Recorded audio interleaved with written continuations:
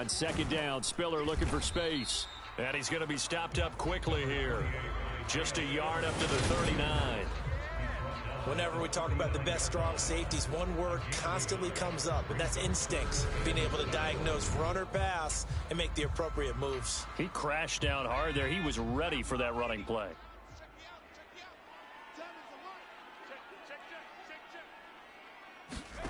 Going to throw on third down with Herbert. And that will be incomplete. Well, how about the coverage we just saw him break out on third down? Dime defense, blanketed the field with extra defensive backs and speed, unable to find an open hole to complete that pass. So they're forced to punt on fourth as this one's away. And this will be taken at the 13.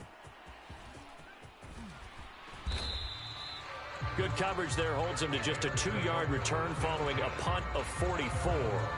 And it'll be 1st and 10 Bears from deep in their own territory.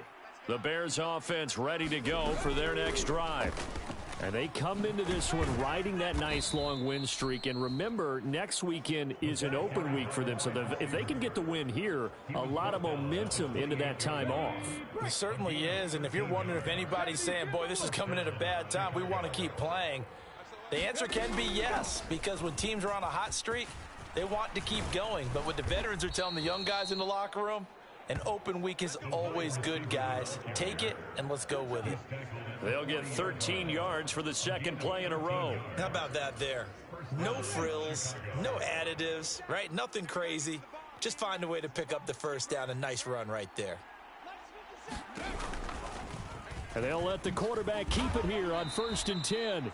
Give him 3 on the keeper there, and it is second down. Anytime you decide to use your quarterback as a runner, most of the time when you design a play, you're expected to break a little bit bigger than this one, because when you run him on short gains, your risk reward and him taking hits, I'm not sure that's the payoff they were looking for. Here's a 2nd and 7.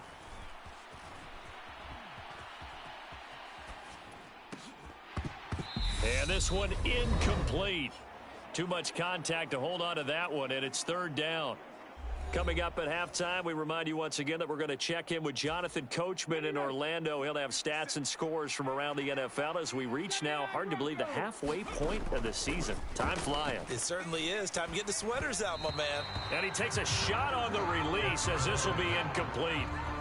That could be the stop this defense needed to get them back on track. They've been pretty well dissected by the offense here in the first half. After that possession. And look at this. It's a fake. And this is incomplete. A huge gamble, and it does not pay off. That's one of those, Charles, when it works, it looks amazing, and when it doesn't, it means trouble.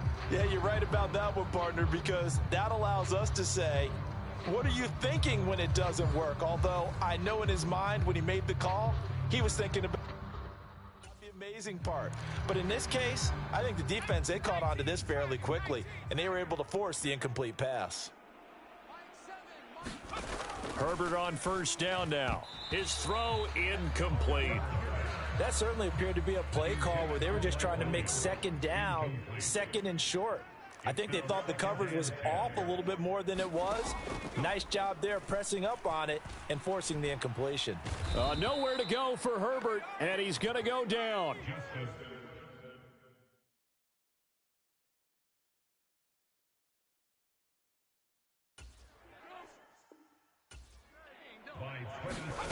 Now on 3rd and long, they'll look to throw. Oh, that's into a double team, and it's intercepted.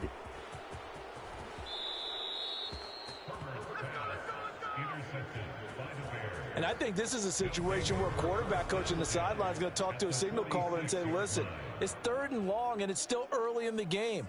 Let's not force things here. If we don't feel good about it, let's just check something down and punt the football. They'll try and start this drive in the air. Flushed out right. And this one is going to be off the mark, too far out in front. That was nice work there defensively to force incompletion. Now, even though this drive started in plus territory, they're still not in field goal range yet. So they can work towards another couple of stops and not allowing that turnover to hurt. After the incomplete pass, here now is 2nd and 10. They'll look to throw. He's going to loft one deep left side here. Got a man. It's caught at the 6-yard line. Touchdown, Chicago. A great play there. His 11th touchdown of the year. And the Bears are able to add on to their first half lead. Well, Charles, kind of the future of this franchise on display right there. You had a rookie throwing it, a rookie catching it, and taking it into the end zone. Could you imagine if we were in the owner's box right now and we could look at the front office and see the grins on their faces, to see the present making plays and knowing what the future will bring with these youngsters going out and making big-time moments happen for this team. Now, after the touchdown, here's Santos to kick this one away. From a couple yards deep, he'll bring it out of the end zone. And ultimately, he stopped right where he would have been if he had simply gone down to a knee at the 25. The Chargers going to take over now late in this first half. I don't think they need to be reminded of the situation here. I mean, the clock is dwindling. He rifles one that's intercepted. Picked off by Jaquan Brisker. And they will score a pick six for a Bears touchdown. So this defense doubling its pleasure there. Remember, they had the fumble return for a score earlier in the game, and now this time an interception return for another score. Santos able to tack on the extra point, and the route is on here in this first half.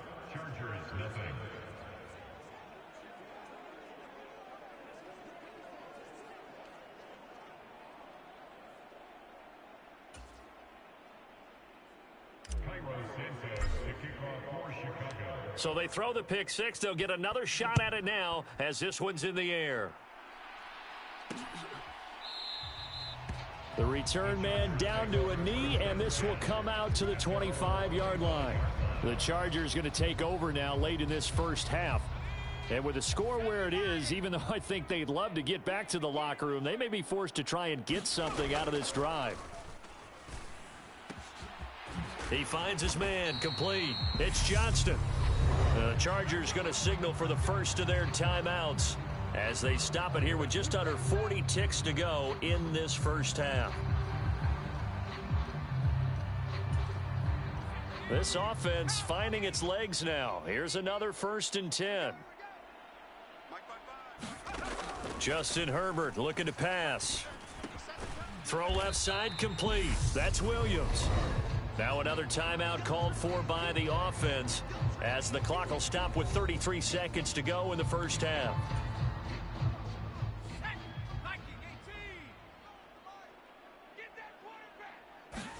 From the 39, Herbert. And he drops it incomplete. And their struggles continue here. This team is not going to make it easy for you. They're a physical group, and we just saw it there on that play. He came in, made the contact, just as he's trying to haul it in. Again, Herbert. That's going to be, and it's a fumble. And this is picked up by the Bears. And they are going to take over right there at the 22-yard line. Always costly to cough up that football. These defenders, they become so adept, though, at jarring it free. Yeah, it's amazing that there aren't more fumbles caused, because now, if you're an offensive player, you go through ball security drills every single day. It's really not out of line to think that you should take the ball to bed with you and just hold on to it. But the bottom line is, no matter how much you try to protect it, these guys are pretty good at finding ways to knock it out. At the line, prepping for their next drive, the Bears offense. And with a huge lead already, they may be thinking, hey, our job's complete for these first 2 quarters. Let's get this to the locker room. They'll keep it on the ground again here. And he's taken down, but able to slip across the 35. So we reach halftime with, well, I know we hold off on the halftime update after all. Seems like everyone's ready to go here for the second half in Week 8 in the NFL. Taken at the goal line. And the tackle going to be made right there at the 25-yard line.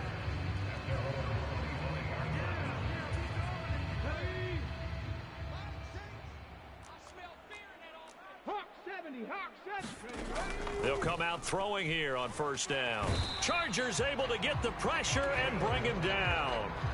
Khalil Mack able to record his 5th sack of the season. Well, he shot in, CD, like he was out of a cannon from that linebacker position. And even though they had a running back in the backfield, no one could stop him. Well, you certainly diagnosed that play perfectly, because as fast as he got into the backfield, you're exactly right. The running back had no shot to get over and try and protect his quarterback, and a sack resulted. There's a ball thrown right side and complete. And they're going to get this beyond the 40 before he's taken down. That one covers 24 yards. It's a first down. And he's over 100 yards now after that last catch. Already, of course, leading the NFL in receiving yardage. So he's done nothing at all to hurt his cause to stay in that spot. But I've been so impressed with how he's gotten it done. Body control, route running. How about the way he competes for the football at the end of the play? Eluding the pressure right. And a throw right sideline is complete. They go right back to him for 20 and a first. Whatever the discussions were at halftime to try to slow down this offense, it has not worked to this point. Yeah, I have a vision right now of everything that was discussed at the half just being torn in shreds or being erased off of the Microsoft Surface tablets, because none of it is working. They are really locked in on offense.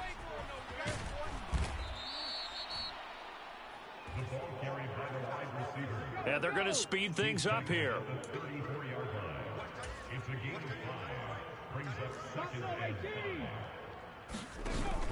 The play action fake. They'll look to throw. A battle for it, and it's intercepted. Picked up by J.C. Jackson. So it was a drive that had real promise here to begin the third quarter, but ultimately derailed by the INT. And that was the position you wanted to be in, coming out to start this third quarter, get a nice drive going, looking for the end zone. Possibly got a little bit too greedy right there. And he's upended at the 6 as they double their room to maneuver on a pickup of 3.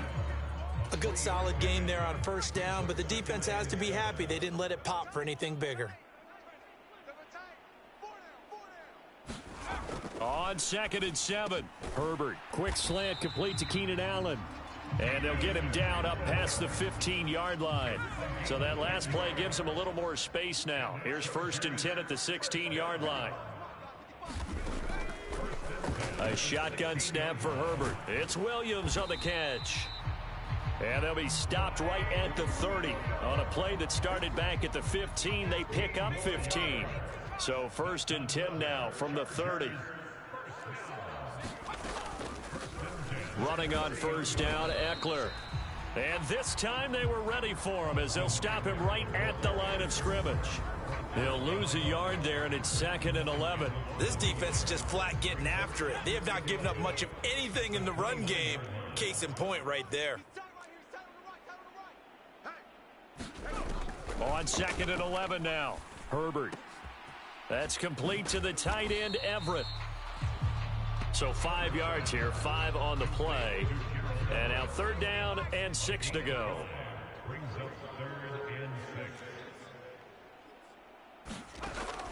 Now it's Herbert. He finds his man, complete. That's Johnston. And he is going to have the Chargers first down as they're able to get the 3rd down conversion.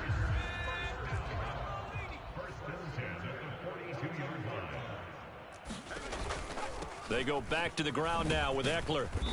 And he'll get this up past the 45 to the 47.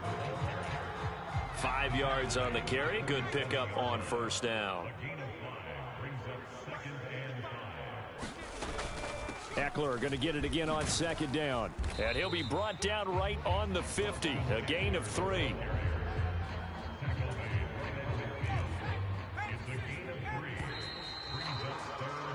And they're not going to get to the line to run another play. So we will switch ends as the third quarter has come to a close.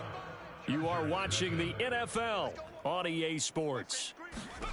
From the 50, here's Herbert. Oh, had his hands on it, couldn't bring it in. Pretty symptomatic of how this game's been going. And that's another play that's painted the picture of this game overall. It's been a blowout. It's been continually fueled by big turnovers and stops for one side and an inability to advance the ball from the other. And he will have a first down here at about the 40. No reason not to try it there, and they do indeed convert on fourth. Remember, that was fourth and a full 2 yards. There's a big difference between that and fourth and maybe 6 inches or a yard. Yeah, you're exactly right, because when it's at 6 inches, you just fall forward and you pick it up, right? You just go quarterback sneak. But having to move bodies, that means you actually have to execute because they know what you're going to do. How are you going to make the right play call and get everyone into the right spot? On Herbert, his third interception. And the Bears are going to take possession of the football.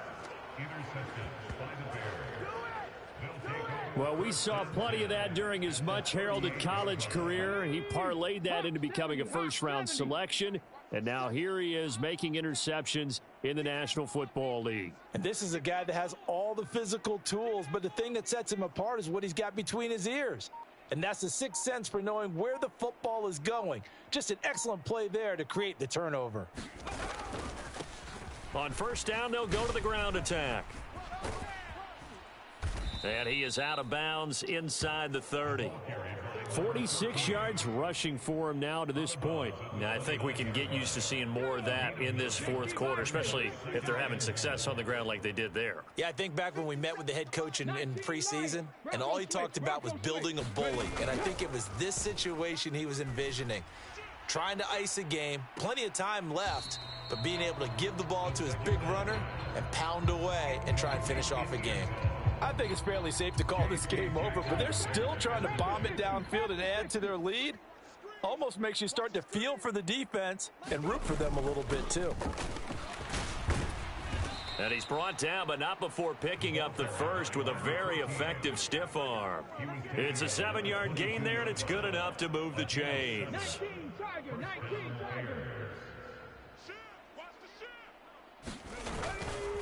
Running game working. They'll stick with it on first down. And he takes it down to the 10-yard line. Give him 12 yards on that one. It earns him a fresh set of downs. For a lot of guys playing this game, there's no better feeling than running right through a tackle. He's able to lower his center of gravity and churn his legs for a really nice pickup.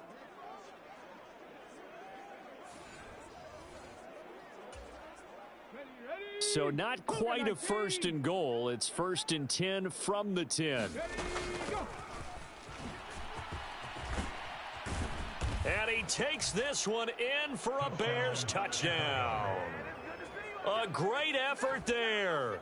His first rushing touchdown on the year. And the Bears add on to their lead, and it's looking like that win streak is going to extend another week.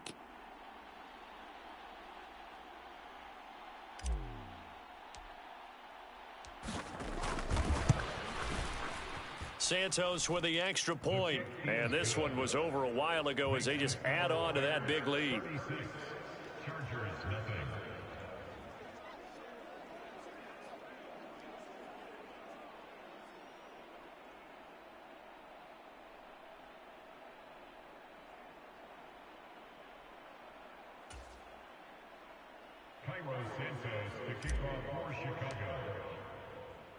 After the made field goal, Santos back out there to kick it away.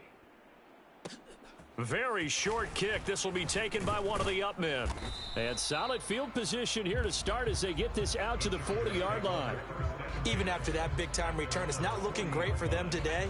But if nothing else, even if the miracle doesn't happen, they can turn to this play and say, hey, we can move forward. Maybe it's a building block for the rest of the season.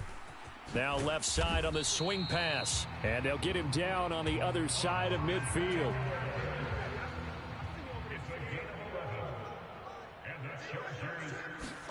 On first and 10, Herbert. And oh, he coughed it up.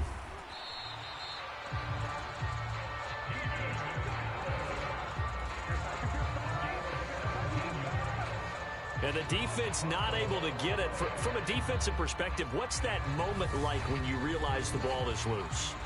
It is a moment where all concentration goes right to the football. This is something you've talked about in all your preparation for the game. And you've probably talked about since training camp. Knock the ball free, take it away from the other team, and now you have that chance. It's a little bit of deflation when they end up recovering it. They knocked it free, but couldn't take it away. Back-to-back good plays have them on the move on first down. Play action. It's Herbert. And his pass is intercepted for the 4th time today. And the Bears are going to get the football here at their own 23. Well, they've got the huge lead. Now they have another interception on the defensive side. Seems like everything they touch in this one, Charles, turns to gold. And they have to be awfully happy right there to get what appears to be one more for the road. It helps seal away one of their best efforts of the season. They'll start on the ground here on 1st down. And not much there. Maybe a yard up to the 24. Well, give them credit for trying, but there's no fooling the defense with that call. They were reading run, and they set up to stuff the run and then executed. Just 2 minutes remaining here in the 4th quarter of what has been a one-sided affair. So the Bears with the football here as we welcome you back. They've got a 2nd down now as they look to salt this one away. They'll try and run some clock here as they keep it on the ground. And he'll be brought down here at the 28.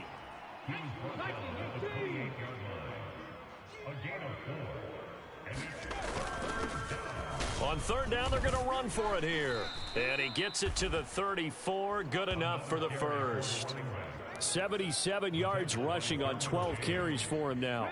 From the 34 now, here's 1st and 10. And now here's a carry heading left. Oh, what a juke into space. And he gets this to the other side of midfield across the 45 before going out.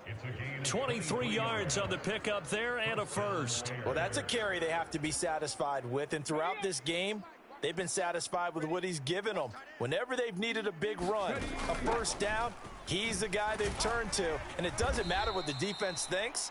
They feel like they've got the confidence to keep handing it to him and keep picking up good yardage. Joey Bosa in on the stop. This drive is pretty clear. Almost feels like old school fundamentals, doesn't it? Want to impose their will on the defense. What's that, 5 straight runs? Yeah, 5 straight carries to start this drive. And like you said, the way it's working, they may just stick with it.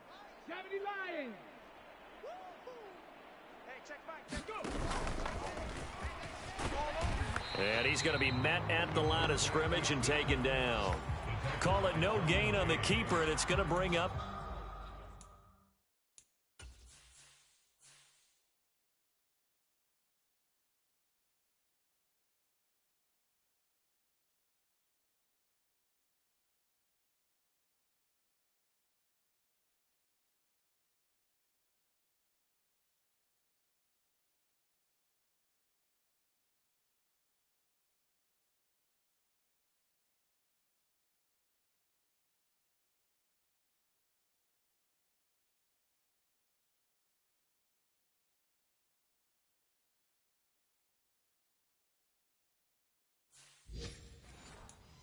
a 3rd down.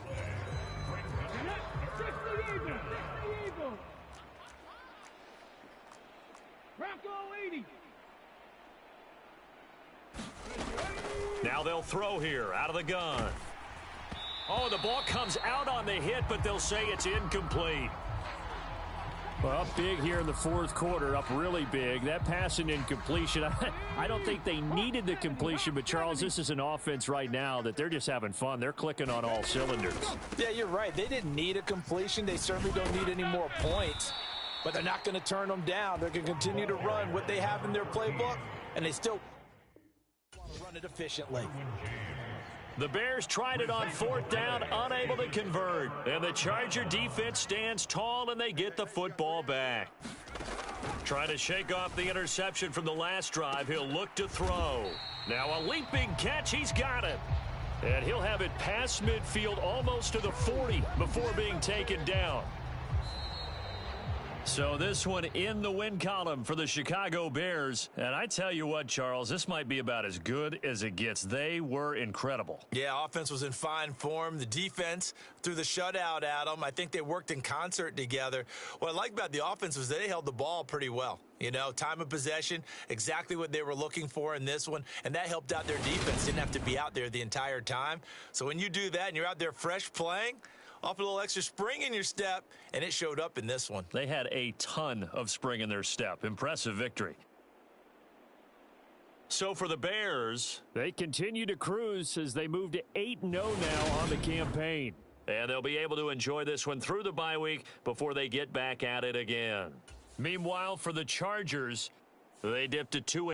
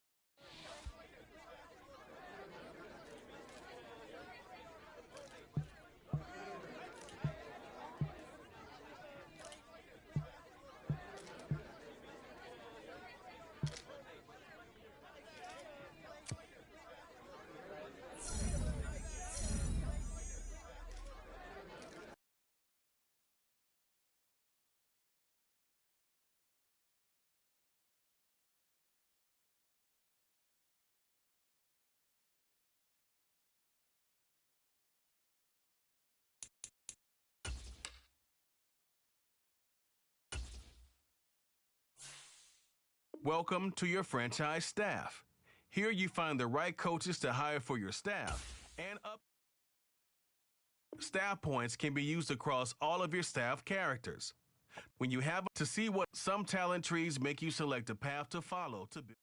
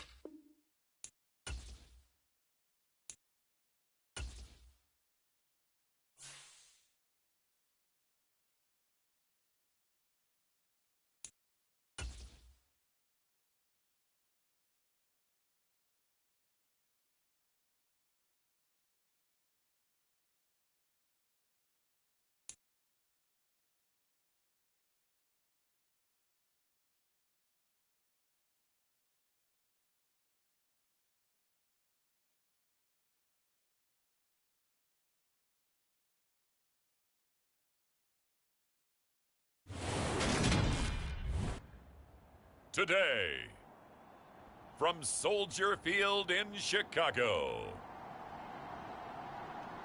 it's Week 10 of the NFL on EA Sports.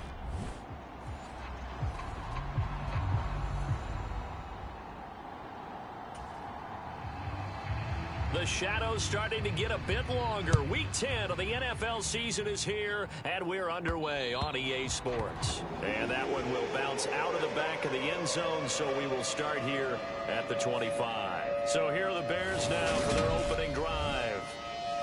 And they'll be led out by their left-handed quarterback. I tell you what, when he's on schedule for that week, secondaries take notice because you've got to stay alert back there on every snap. A truly powerful arm, one is capable of challenging any level of the defense on any given play. That's why so many scouts preach arm talent when preparing for the NFL draft. A quarterback with arm strength to make every throw in the book, he's an asset to have in any offense. 14 yards there on the first play from scrimmage. So from the 39 now, they'll come up on a 1st and 10. They'll set up to throw. It's incomplete. Took a shot, couldn't connect. So line of scrimmage still the 39 on 2nd and 10.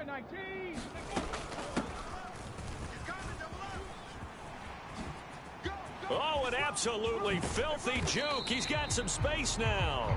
And he's going to get this down to the 35-yard line. 27 yards there, a 1st down.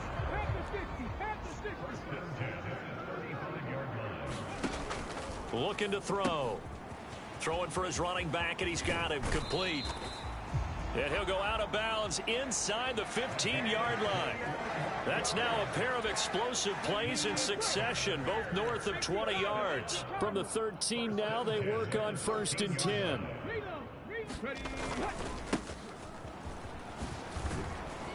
And he's going to get about 4 down inside the 10 to the 9. Not a run that you're going to write home about, but still a good 1st down run. That's what an offense calls staying on schedule. 3 to 4 yards on 1st down, you're set up very well for the rest of the drive. Now a 2nd down throw for the end zone, but it's incomplete. It's been a good opening drive offensively thus far, but you know they don't want to waste it and settle for a field goal attempt after that incompletion. So this is a big play coming up here on 3rd down. And he comes back with one complete. A terrific opening drive has them knocking on the door, 1st and goal. He'll look to throw. They'll roll him out right. Got his man, and it's caught for a Chicago touchdown. A great play there. His 4th touchdown on the year. And the Bears get the upper hand as they're on the board first here this afternoon. And his kick is no good. An inauspicious start here kicking-wise as this one stays a 6-0 game.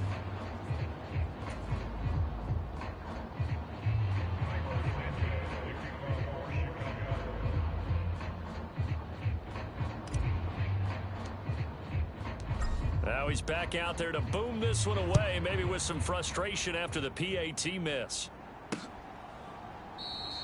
And this will come out to the 25 as Reed opts for the touchback. So here comes the Packers offense now onto the field.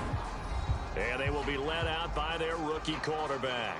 I think his task in this game is really simple. Eliminate the turnovers. He threw 2 interceptions last week. I can't believe I led with that because he had 3 touchdown passes. Right. So there's a lot of good that he did. But he's got to take care of the ball better. The ball has to go to guys wearing the jerseys that they're wearing this week, not the opposition. They go play action here on 1st down. And he'll go down. The Bears get there for the sack. That one will set him back nearly 10 yards here on 1st down on the sack. Counting down toward the midway point in quarter 1. They'll set up a throw. And that'll fall incomplete. He was hit just as he let that go. And now it's 3rd down. How about that? Red man coverage and decided to test him early. But it proved up to the task and forced the incompletion. An incomplete pass on that last play, and that means they'll need to come up with something here on third down. He'll look to throw. He'll drop this underneath for Jones. A gain of 4, not enough, and it looks like punt time on their opening drive as it's fourth down. Fourth down, so on is the punter, Riley Dixon. Only 2 punts for him last week in the loss as he gets this one away.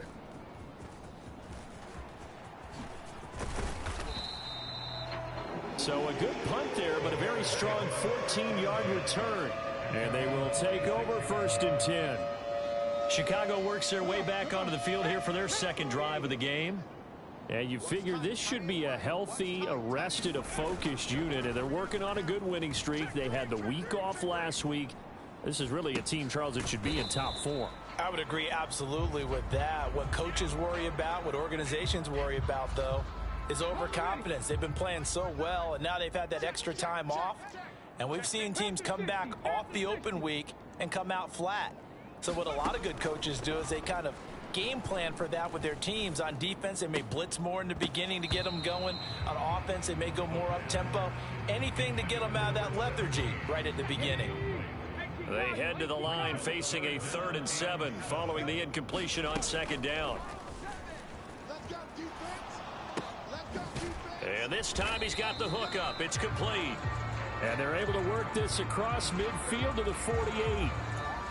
Well, we hear so often how tackling has become almost a lost art in the NFL game.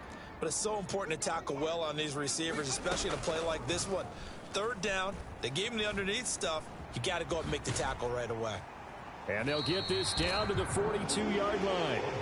Brandon, you know I'm all about quarterbacks protecting themselves, but I have to admit it. I liked what I just saw there. That rookie wasn't afraid of absorbing a big hit. Now, you don't want to see him taking those shots all game long, but he picked up the first down, kept fighting for yards, and was willing to embrace some contact to keep the play moving. On first down, he'll drop to throw. And that is intercepted on the sideline. Wait, no. They'll say no. It was caught out of bounds. So this is just an incompletion here. An incomplete pass on first down. That leads to a 2nd and 10. A little juke. And the stop here will come at the 38-yard line. 4 yards the gain, and it'll bring up a 3rd down. So, CD, you look at this offense and what they've been able to do. 8-0, perfect through the first 2 months of the year. Second half of the season still to come. We get that. And he is going to go down. They sack him on the final play of the first quarter. 6-0 our score after 1.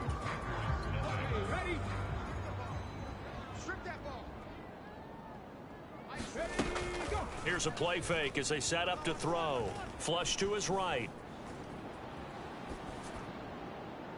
And it's incomplete. They cannot convert, and they turn it over.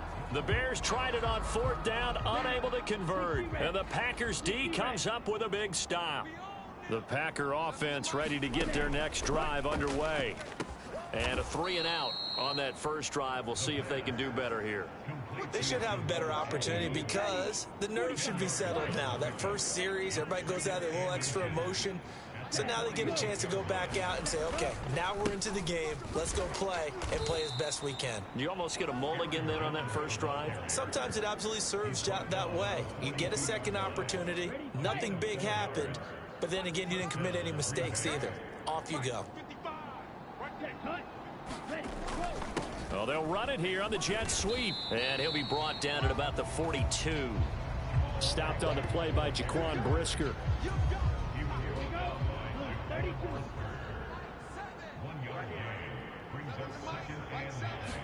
2nd and 9 now. And his throw's going to be incomplete. Had an open man that time. They ended up putting a little too much heat on it, don't you think, partner? Absolutely. Just needed a touch more air under it. Instead, he fired an absolute bullet. On 3rd down, he'll drop to throw. Quick hitter. And the ball is knocked out. And this is picked up by the Bears. And he'll get it all the way down inside the 35-yard line. We have seen this before, and we know coaches preach about this and work on it all the time. Catch the ball, You know there's going to be some traffic somewhere. They've got to put it away and secure it as they try and get downfield. From the 34 now, here's 1st and 10. Back to throw here. Sliding out of the pocket.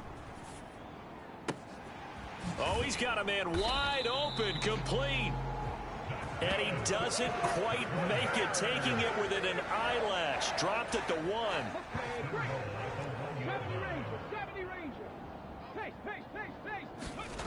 They're going to look to throw. And that is caught.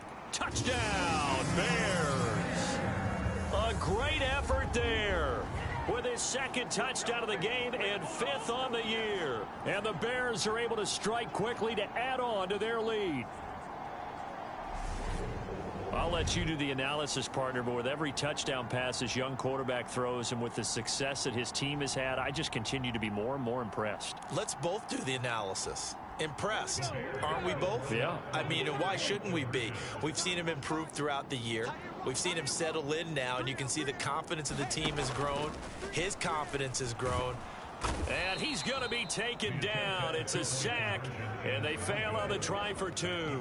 So tried to throw it in for 2 points, but the D got home, brought him down. Yeah, got home, which means there had to be good coverage. Just had nowhere to go with the ball. Typically, you try and throw quick hitters, quick slants, you know, maybe even a quick fade.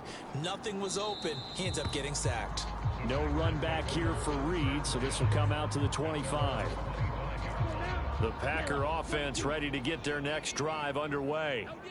They've shown precious little here offensively thus far as they try again with a 1st down now. And the drive starts with a completion left side.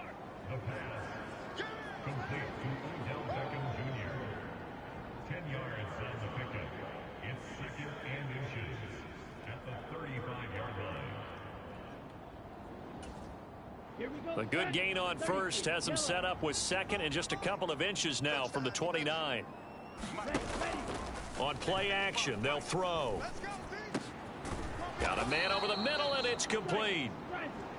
And they're going to have this across midfield and inside the 45. 22 yards there, a 1st down. 2nd and short, that's a rundown, so it's definitely a good time to go play action if you're feeling it. And they do so and pick up a 1st down. This offense finding its legs now. Here's another 1st and 10. Now back to throw. Looking for a slot man, and he's got him. And the tackle going to be made at the 38. Here we go.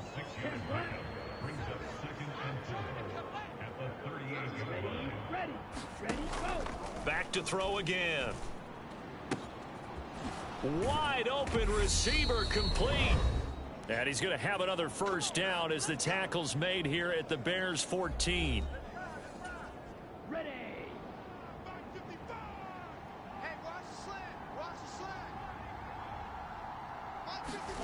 From the red zone now, they'll look to throw. Batted by the safety, but caught anyway. And now they're inside the 10 as he's brought down at the 9. From the 9, 2nd and 5. They'll look to throw again. And he's got him. Got his man on the end route. Complete. And from the 9, they get this to the 5-yard line. This will be play number 7 on the drive. 3rd and a yard. Again, he'll drop to throw. Nothing open downfield, so he'll throw it away. Problems on 3rd down so far in this 1st half. Relatively small sample size, but they're now 0 for 3. And the average in the league, somewhere around 40% on 3rd down for offenses. So what's the answer to this? Either convert them or don't get the 3rd down in the first place. Get your big chunks of yards on 1st and 2nd down. They'll get neither the touchdown nor the 1st down. And it'll be a turnover on downs. 1st and 10, and kind of tipping their hand at running the ball. 3 tight ends are out there. They'll start this drive out on the ground. This will be stopped about 2 yards shy of the marker. 8-yard gain, 2nd and 2. And that run there does nothing but juice up the guys who are moving the football. I mean, if you're an offensive lineman, people running it, actually the guy calling plays. You're almost jumping up and down in jubilation, aren't you? And now you've got options on second down. And big-time options. You might want to think about play action and try and get something cheap right here over the top. Now on first down, he'll drop to throw it. Packer pressure, and down he goes. Quay Walker. That is now 2 sacks for him here in this first half. So we come upon halftime here at Soldier Field with the Bears out in front. As we'll head down to Orlando, that's where we find our man Jonathan Coachman at our EA Sports Halftime Report. Coach. All right, Brandon, thank you very much. More from you two in a minute, but first, let's take a spin around the NFL and see what's going on. Halftime over, no problem with us. We skip right to the third quarter and continue this midseason contest. The Packers set to get the football first, and they are trailing on the scoreboard as we resume action, ready for the third quarter. Fielded just outside the goal line. And they will wrangle him down a couple yards shy of the 30.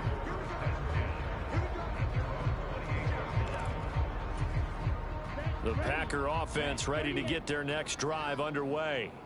As they begin their second half here, Charles, offensively, not where they want to be, obviously. They're losing in this ball game, but very much within striking distance. We'll see what adjustments they make in the second half. Is that the old glass half full, half empty type of a deal? Which way do you want to look at it? Because you're right, they're down on the scoreboard, but they're definitely opportunities now, because if they want to go ahead and get going in this one, get back to the running game. I think there are going to be some places to go with it, and I think the offensive line will appreciate the chance to fire out and hit people. That's a good point, because they virtually had nothing going in the ground game in that first half. Here's Beckham now. It's a jet sweep, and he got blown up. Losing yardage on the play back at the 44. Officially, it's a 1-yard loss. That's going to bring up 2nd and 11. I know they'd love to take some heat off of that young quarterback, but so far, not much in the running game, and this won't help things either. A loss on that play.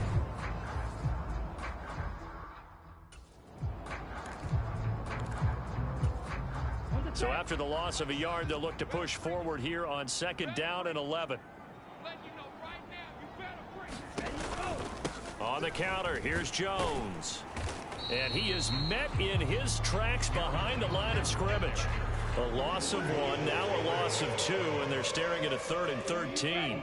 And not an easy spot here. They'll be in search of 13 yards to try to pick up the first. Got Dobbs over the middle. And he's going to come up a few yards short of the first. They get him to the ground at the 37. So the completion results there in 9 yards. And it'll be 4th down.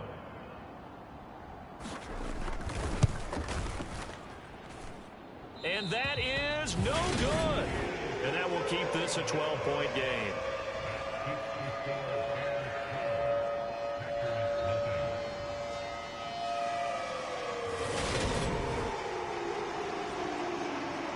So here are the Bears now as they get set for their first possession of the second half. Thought that might be the goose egg breaker. Still stuck on 0. Yeah, this is still a tight game, too. We got to keep that in mind, because that miss there, you hang your head, you let it affect you the next time you go out there, then you've really hurt your ball club. Get yourself together. You might get another opportunity, and they're going to count on you to put it through the post.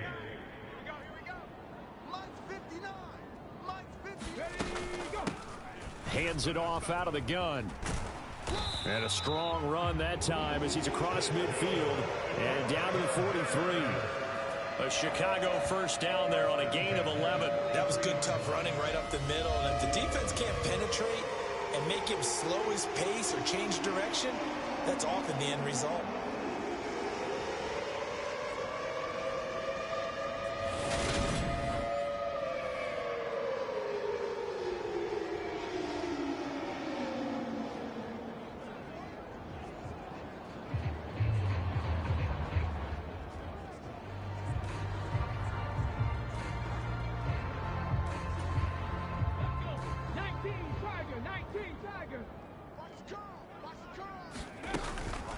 Right back to him on first down.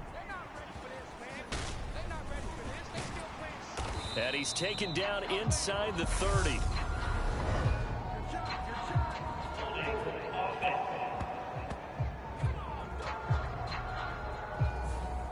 All right, so they got that one, Charles, against the center. And let's remember how difficult it is for the center, because remember, he's got to snap the ball to put the play in motion, and sometimes you got that big guy on your nose. You got sometimes where he's coming at you at an angle. It's a difficult job for him to snap the ball and then execute his block. Now a throw downfield is taken in by his running back. And he's going to get this one down to the edge of the red zone. 25 yards that time. And now we get into the psychology of the whole thing, because a lot of teams with a 2-score lead in the third quarter, they almost become defensive with their offense, just playing not to lose. I think with this team, you got to figure at this point, this is a great spot for them to go into attack mode, really try and put the hammer down and finish this one off.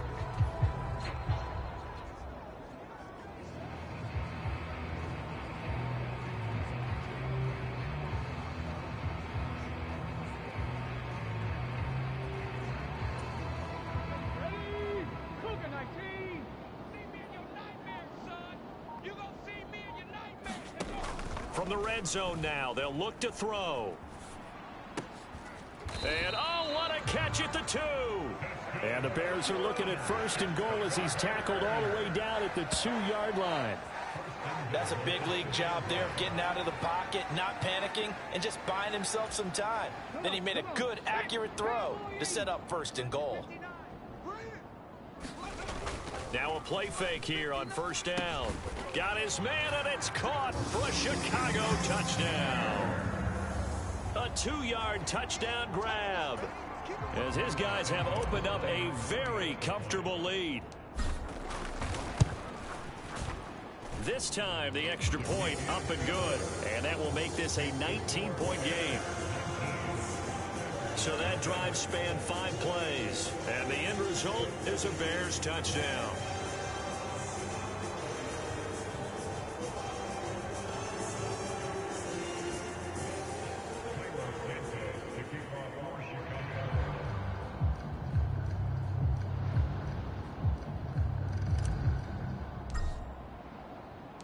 Now after the touchdown, here's Santos to kick this one away. And this will come out to the 25 as Reed opts for the touchback. And now this offense comes back out onto the field. I kind of feel like they've reached a do-or-die point in this game, Charles. If they're going to try to pull off an impressive comeback, it has to start right here, right now. Yeah, now they've got a final chance to get out of this situation, but they also understand they've got to move the ball and move it fast. In addition, they need to save as much time so they can get 2 more possessions. This to the sideline and over everybody, incomplete. No flags forthcoming, though. Maybe a break there. That looked like a clear throwaway to me. 2 yards the loss, and now 3rd and 12. I think it's pretty evident. We can say what a difference a week makes. Last week, he ran pretty much wild, didn't he? Did pretty much what he wanted to do.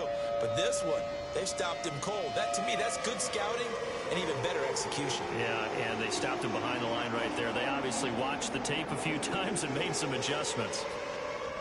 This offense in desperate need of a conversion as they come up on 3rd down. They'll look to throw here. And the throw there going to be incomplete. Well, partner, they certainly played up to their top 10 defensive ranking this week. They've stifled this opposing offense throughout this game. This contest is now lopsided because of their efforts, and there's still a quarter to go. Here's Riley Dixon now, as he'll kick it away for the 2nd time.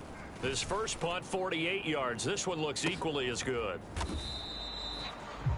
It'll be a net of 39, 41-yard punt, 2 on the return. And out will come the offense as they take over. The Bears offense ready to go for their next drive.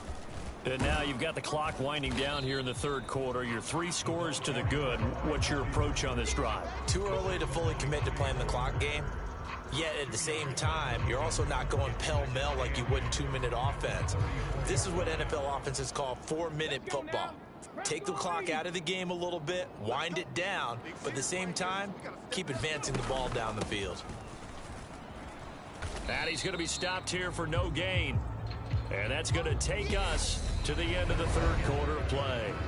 So they'll get a little extra time to come up with his third down play as we've played 3 quarters. We'll return with more after this. This is the NFL, and it's on EA Sports. And he'll go out near midfield at the 49. First down for the Bears, a gain of 15. Brandon, sometimes it just comes down to the power of suggestion, because I know exactly what they said all week long. We're coming off the open week. We'll have the fresher legs in the fourth quarter, and they will wilt when we get to that point. And right now, it appears that they're thinking that exact thing. Yeah, offensively, they had the bye last week. Defensively, did not. Is that really a big factor? Is that more talk during the week? I think the more that you talk about it, the more that you emphasize it, the more sometimes it comes true for your team. I tell you, they didn't give it to him much through the first 3 quarters, but when they have, he's been efficient. Maybe they ride him more here down the stretch. Yeah, not sure it was actually in the game plan for him to have as few carries as he has, but it might play out really well for them now. As you noted, if they want to ride him down the stretch, he should have fresh legs. An opening there on that first down run as he gets us forward for about 8 or 9. That looks to be 8 officially, so 2nd and 2. One back in the backfield, he'll get the carry. And they've got it inside the 10 at the 8. At carries like that, that's how they're going to continue to salt this thing away here, Charles, in the fourth quarter. Yeah, how about that? A new set of downs. Clock continues to move. No better way to close out a game than to tap those mastodons you have up front. And that is caught. Touchdown, Bears. From 8 yards out. And the Bears add on to their lead, and it's looking like that win streak is going to extend another week.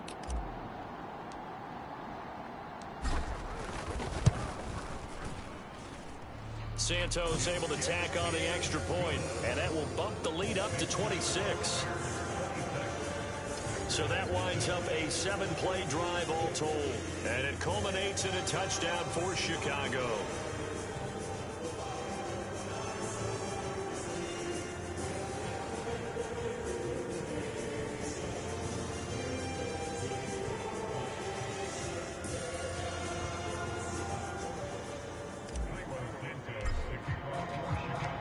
After the touchdown, here's Santos to kick this one away.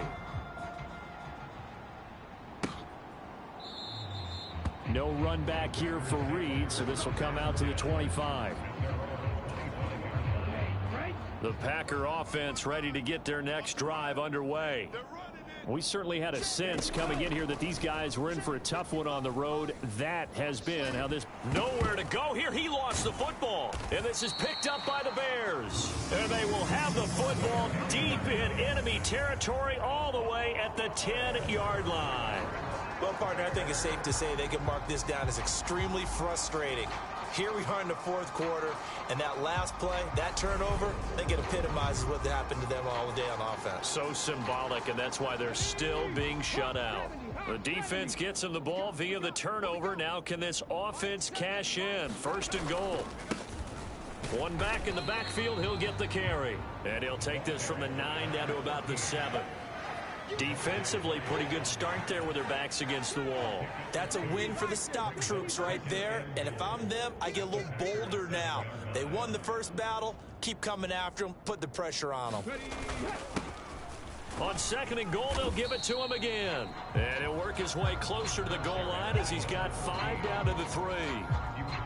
And Brad, they went to a nickel defense, and that's a surprise this close to the goal line, because ordinarily you use the back end of the end zone, the sidelines as extra defenders, and you want bigger people on the field to try and help against the run. They'll try to run this one in. Only a yard there, so it brings up 4th and goal. They'll try and run for it. And not only will he not get in, he's going to lose yardage. They stuff him back at the 4.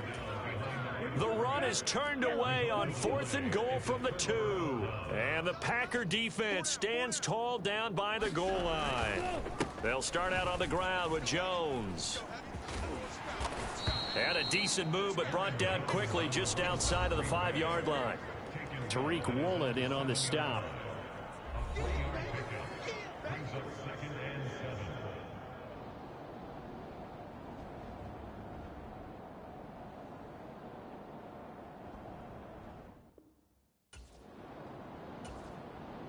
3 yards on that last carry. Here's 2nd and 7.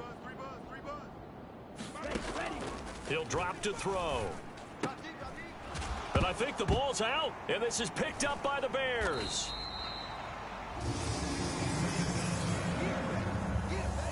As they say, this game hasn't exactly been one for the books. I mean, we're into the 4th quarter here, and now this happens, another turnover. Not one that they're going to hold up and say, yeah, this has been a banner day. Absolutely. Still sitting on 0. The Bears offense now gets set to head back onto the field.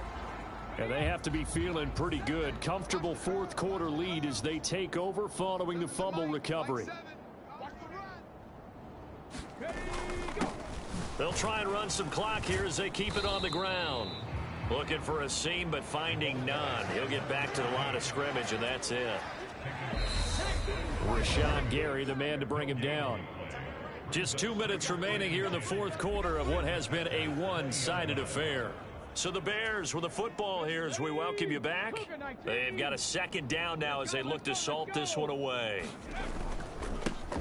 And they'll keep leaning on the running game. Back to the ground. And he's brought down after a very nice gain. They're going to hurry back to the line now. That one looks like he'll throw here. To the end zone, but it's incomplete. A CD, they're up big, but they're still passing it. I mean, this is an offense that's had a lot of success in this game, and it seems like they're just having fun out there. And it does feel like there's been a shift out there, doesn't it, partner? Listen, if you're up, you can continue to do what you want to do. It's up to the other team to make you change how you do things. They'll continue to throw it around until stopped. Well, their passing attack, even though that one was incomplete, has been really sharp in this one. It's resulted in a lot of touchdowns, and it looks like they're not going to stop. And he will get into the end zone. It's another touchdown. This thing is ugly. Another touchdown here in the 4th quarter, and Charles, I think we can start to consider that this undefeated streak of theirs is going to be safe for another week. And partner, you don't make it this far into a season without a loss unless you're getting contributions from both sides of the ball, and sometimes even your special teams, and that's been true today. Each side helping guide them to this late lead. Personally, I'd rather see them kick the extra point there than to go for 2, but it almost feels like there's a story within the story here. I mean, this isn't college. You know, size of victory, that matters in those games. Here, all you have to do is win by 1 point. That's all that you need. Instead, they go for it, get 2. You got some pretty ticked off folks on the other sideline now. Now, after the touchdown, here's Santos to kick this one away.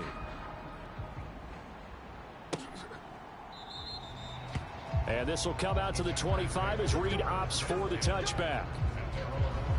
Now trotting out there, the Packers getting ready to go. And you see a lot of frustrated faces as they are inching closer to a 4th straight loss. They're throwing to start the drive, but that one incomplete. At this point in the game, they've got to continue to try anything they can. They're still working at it, even though this one feels like a lost cause. So following the incompletion, here's 2nd and 10 from the 25. Back to throw. And that one off the mark behind him, incomplete. So back-to-back incompletions, and that has them staring at a 3rd and 10. They'll drop to throw. It's a short one here, complete to his tight end. And he is going to have a Packers 1st down as they're able to get the 3rd down conversion. Well, I mean, look, obviously there's no 20 or 30-point play in that playbook, but they can try to end things here on a positive note despite trailing big, and that looks like what they're trying to do here by pushing the ball downfield. Well, let me go with the heavy cliche then, partner. Just control what you can control right now, and all they can control here is how their final plays develop. So from the 36 now, 1st and 10. They'll stick with the passing game as he looks to throw. He's going to let it fly. And the throw left sideline here is caught, but they'll rule it incomplete. Couldn't keep it. And now it appears that the referee's been buzzed, and we'll get a review. And this being inside 2 minutes of play, everything coming from up above. Did he keep those feet in bounds? That's the question they've got to decide. And I got to say, watching it in real time, it was awfully close. Yeah, it certainly looked like a heck of a catch because he didn't appear to bobble it, which could complicate things. But even with the benefit of replay, that's pretty tight. Well, here's the call.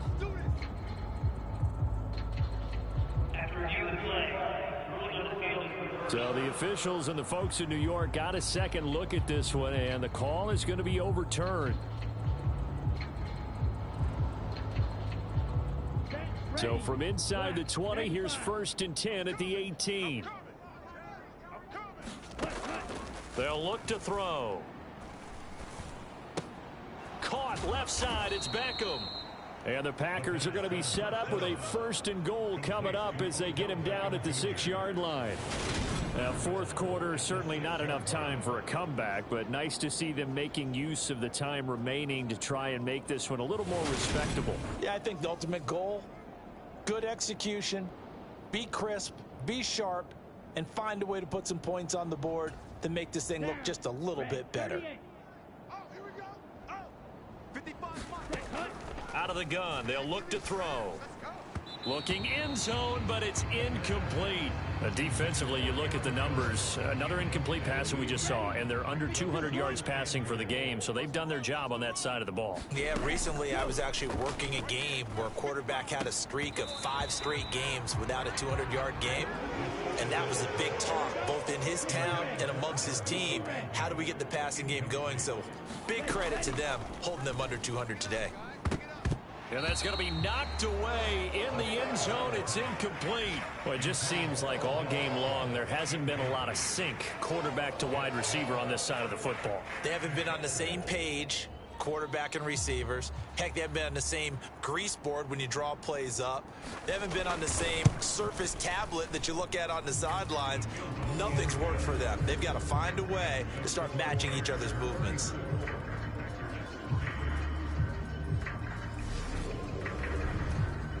Well, it's a Pyrrhic victory at best, but Charles, no team wants to get shut out, so it's hard to blame them for taking the 3 there. You can't blame them one bit. It hasn't been the best performance, that's for darn sure. But there is something to be said for fighting to avoid the goose egg, and they're at least trying to finish out strong. And he'll get it up past the 20 to about the 22. At the line, prepping for their next drive, the Bears offense. And they just continue to roll right along, really. This has the looks of yet another victory as they hope to polish it off here in quarter number 4. A gain of 3, 2nd down.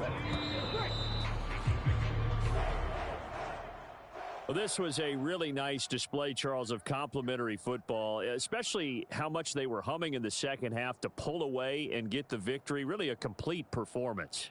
And so much fun when you're able to have everyone contribute, both sides of the ball.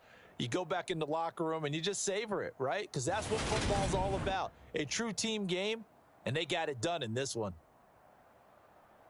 So for Chicago, the train just keeps rolling 9-0 now to start this campaign. And they'll get to stay put for a few days as they'll host the Denver Broncos next week.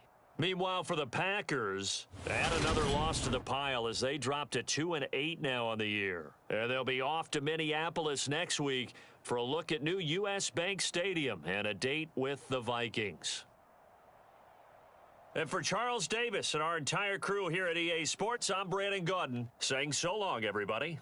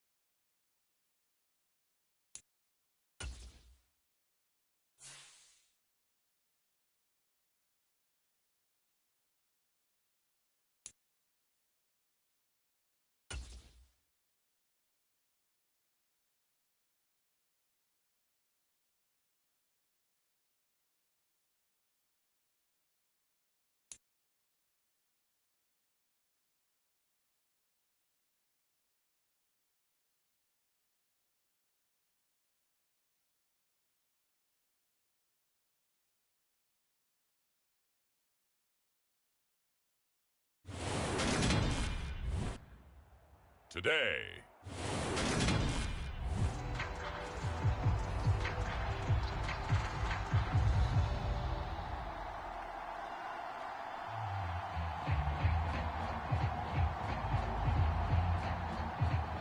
The NFL season has hit high gear, and off we go in Week 11 on EA Sports. Fields it right around the goal line. And they'll start this drive just across the 30. Pretty nice work on the return. So here are the Bears now for their opening drive. And they are led out there by their mobile quarterback. And they are in rhythm on offense because of him. I mean, right now he's got everything going the way he wants to, finding the receivers the way he wants to, looking over defenses. No interceptions is the number I lock in on. Before a touchdown pass isn't so bad either. Yeah, what a game he had last week. And they get him down, but not before he takes it across the 40-yard line. 12 yards on the gain. A great start for this offense.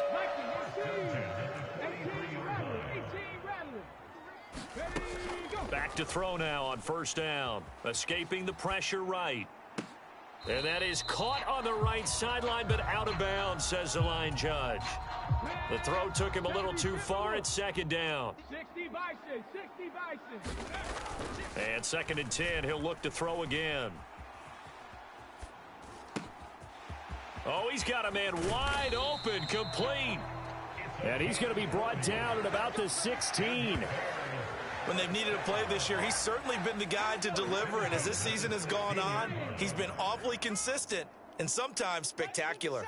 57's Mike. Tackles. Inside the red zone here, they'll look to throw. Got his man, and it's caught for a Chicago touchdown. A great play there with touchdown number 12 on the year. And the Bears are on the board first here this afternoon.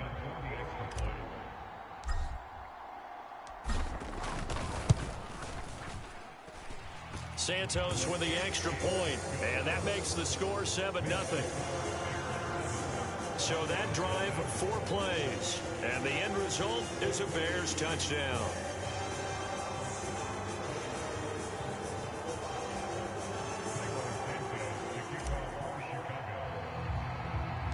Now after the touchdown, here's Santos to kick this one away.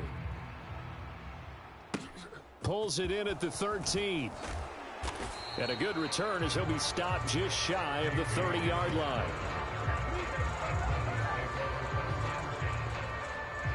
So now here are the Broncos for their first drive of the game.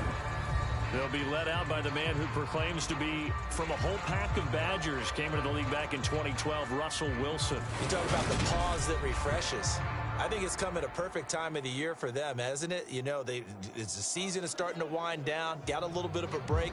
But how about the guy calling the signals? He's got to be excited about that because now he didn't just get a game plan for 1 week. He was able to work on it for 2 weeks. I can't wait to see if they have anything special in store for him today. On first and 10, it's Wilson. Open man Hamler, that's complete. The result, only 4 yards there on the play, and it'll be second down.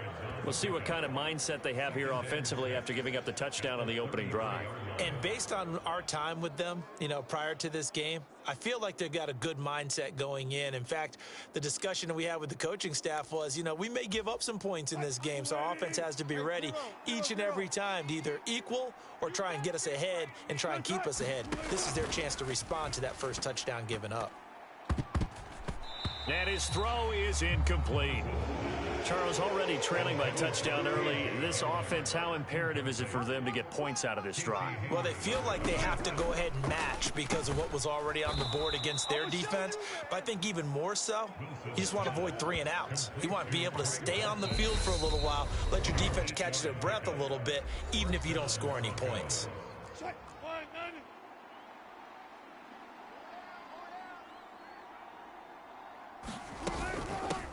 They run for the first time with Javonte Williams. And he'll be pretty well stopped in his tracks. Give him a yard up to the 42. This defense for the Bears, they played extremely well last week in that win over Green Bay. And the big difference in the ball game, their ability to force turnovers, 3 of them in fact. Being able to take the ball away, give it back to their offense, that's something that's emphasized each and every week, and they carried it out. Williams going to get it again on 2nd down. And he stopped immediately there. No gain on the play there, so that doesn't help. Now they're looking up at a 3rd and 9 situation. They'll come to the line here needing 9 yards to pick up the first. On 3rd down, Wilson. This one incomplete. Almost picked off by the rookie, but he couldn't quite look it in. And now it's 4th down. On is the punter man as he boots this one away. This is taken at the 15. Call it an even 40-yard punt. 7, though, on the return. And it will be 1st and 10 as they take over. 60 Eagles. Dragon 60. They'll try and start this drive in the air. Firing quickly, but it's incomplete. All right, Charles, we've spoken about this offense plenty, how great they've been all year. 9-0 now, into the back half of the season. Super Bowl favorites, without a doubt. I think everyone agrees on that. What do you think is the thing that most stands between them and a perfect season? I think it's themselves.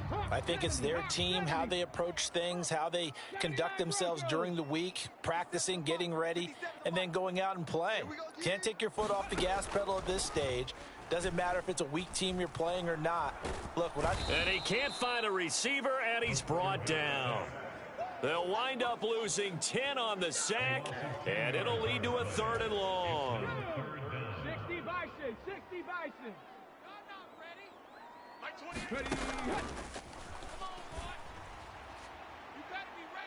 They take a shot downfield there, but it winds up falling incomplete. Well, they've got man coverage on the outside, and my scouting report on these DBs tells me that they love to take matters in their own hands. They want man coverage, not zone. And there was good coverage there that forced the incompletion. Here we go. Panther 60. Panther 60. I got you, boy. I got you, boy. They're going to try and throw. Launches deep. A jump ball, and this is caught. 4th down conversion plays, you usually think 1, 2, 3 yards, maybe 10. Not there. What a huge pickup as the Sticks make a drastic shift forward. That's evidence of why you spend a high draft pick on a receiver, isn't it, Charles? It certainly is. His ability to make plays like that, and we've seen flashes of it from him so far in his rookie season. But also, it opens things up for the rest of the offense because they have to bring their attention to him as well.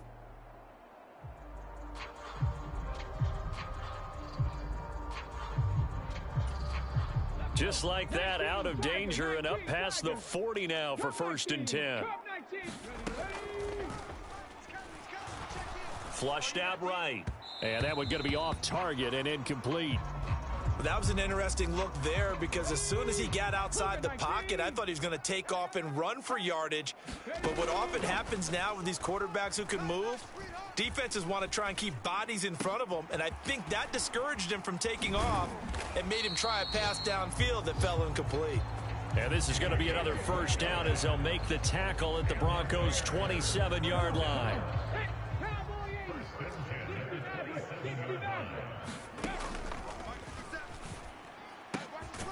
Going down the middle, and it's complete.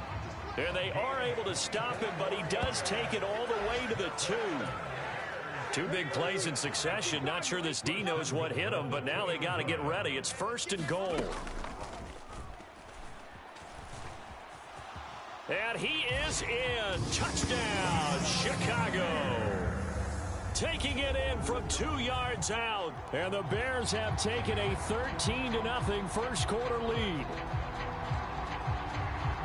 He continues to show at this level that he can not only pass for touchdowns, he can run for touchdowns. Not the first time we've seen this because this young guy, he really makes it happen. So what that tells me is the book on him has to change. You got to now plan for those legs as well as him throwing the football. Santos able to tack on the extra point, and that'll make the score 14-0. So that drive goes 8 plays, and it's culminated by a 2-yard touchdown run.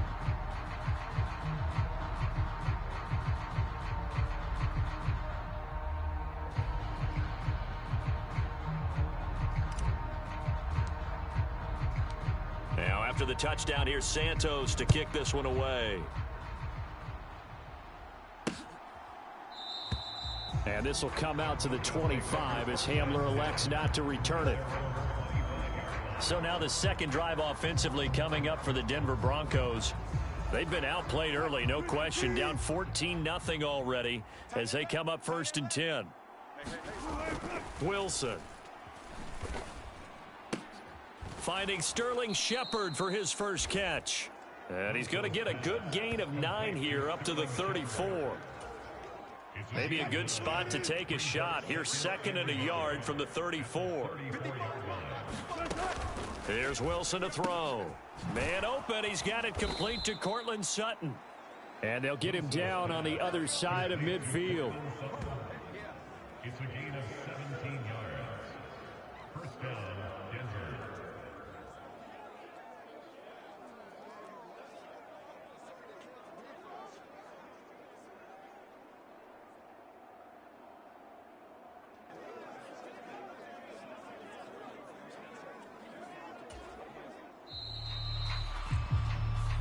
Broncos football as we begin quarter number 2. Back-to-back good plays have them on the move on 1st down. On the counter, here's Williams. And not a lot of daylight, not really any daylight inside as he's going to be stopped right at the line of scrimmage. Brings up 2nd down. So after the run for no gain, here's 2nd and 10. Here's Wilson. To Shepard. And now look at this. Big gain, but a fumble. And this is picked up by the Bears. And he's able to take this one back to the 36-yard line. A lot of talk this week about ball security. In fact, they added an extra period in practice to be more secure with the ball. It didn't work out there. Well, sometimes you just get overexcited during the game. You may all of a sudden make your catch, see some open field, and decide you're going for it, and not realizing that danger lurks while you're doing so. And there's your end result right there. He's going to let this go deep, back over the middle. And they're going to move it down inside the 25.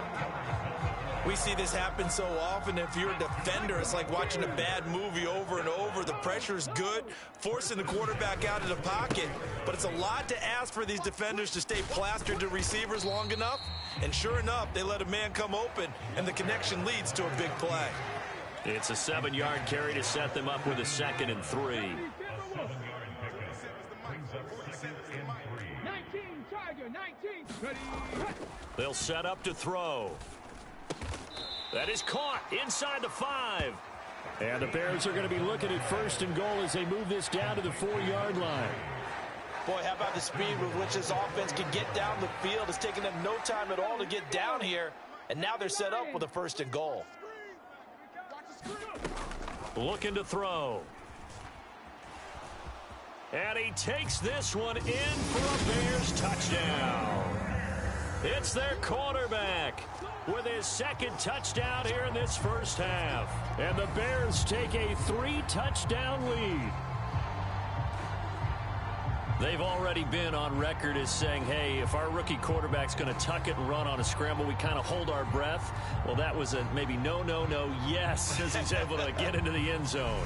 Are you saying he's got to learn where the line is about whether you keep your eyes downfield and try and find a receiver, or you tuck it and go? And I think there's going to be some growing pains with that. I think in this case, he made the right decision. And we know he's got the speed. He showed it there. Santos now to add the PAT. And it is now 21-0. A drive there of just 4 plays. And it results in a 4-yard touchdown run. Now after the touchdown, here's Santos to kick this one away. And this will come out to the 25 as Hamler elects not to return it. The Broncos offense now gets ready to head back onto the field. Well, CD, you kind of feel like they're in a bit of a danger zone right here because now you're down 3 scores, and I know we're in the first half, but the way this offense hasn't been able to generate anything, you feel like they probably need to get something going on this drive, right? Yeah, and sometimes I overuse if this is an important possession. But I think this has to be the possession where they come up with an answer because only a few teams in league history have ever come back from a 4-score deficit. And if they don't score here, that's what they could be facing the next time they get the ball. Williams going to get it again on 2nd down. No, bottled up. Fumble. It's out. It's loose. And I think the Bears have recovered. They have. Whenever I see a team turn it over on back-to-back drives, fumbles on their last 2, I know one person's blood pressure who is starting to rise, and that's the head coach. Absolutely. And when's it going to go down? When they stop fumbling? When they stop fumbling and after he's assessed the game film, and only if they manage to win the game. I think we can all understand what they're thinking right now. They take over the ball in field goal range after the turnover, so they've got that in their hip pocket. But they've got to go for the end zone and turn this into a bigger points. Their thinking is a touchdown is really what they should get from starting here. Getting 3 points at the end of this drive, that would feel disappointing. 9 yards, and that leaves them just short, so it'll be 3rd and less than a yard. From the shotgun, he'll look to throw, eluding the pressure right. To the goal line, but it's incomplete. He did a fine job there of not hitting him before the ball arrived, and I've got to tell you, you can often mistime that play because of the angles of approach. When you're going to get him, sometimes you panic as well and think, I've got to be there right now. Instead, in this case, timed it perfectly and knocked it free. Let's go. On 4th down, they'll try and run for it. And he picks up the first down yardage as he takes it down to the 16. They only got a couple, but a couple's all that they needed as they convert on 4th. And we've hit the 2-minute mark in this first half of action. Let's go, boys. Bring it up.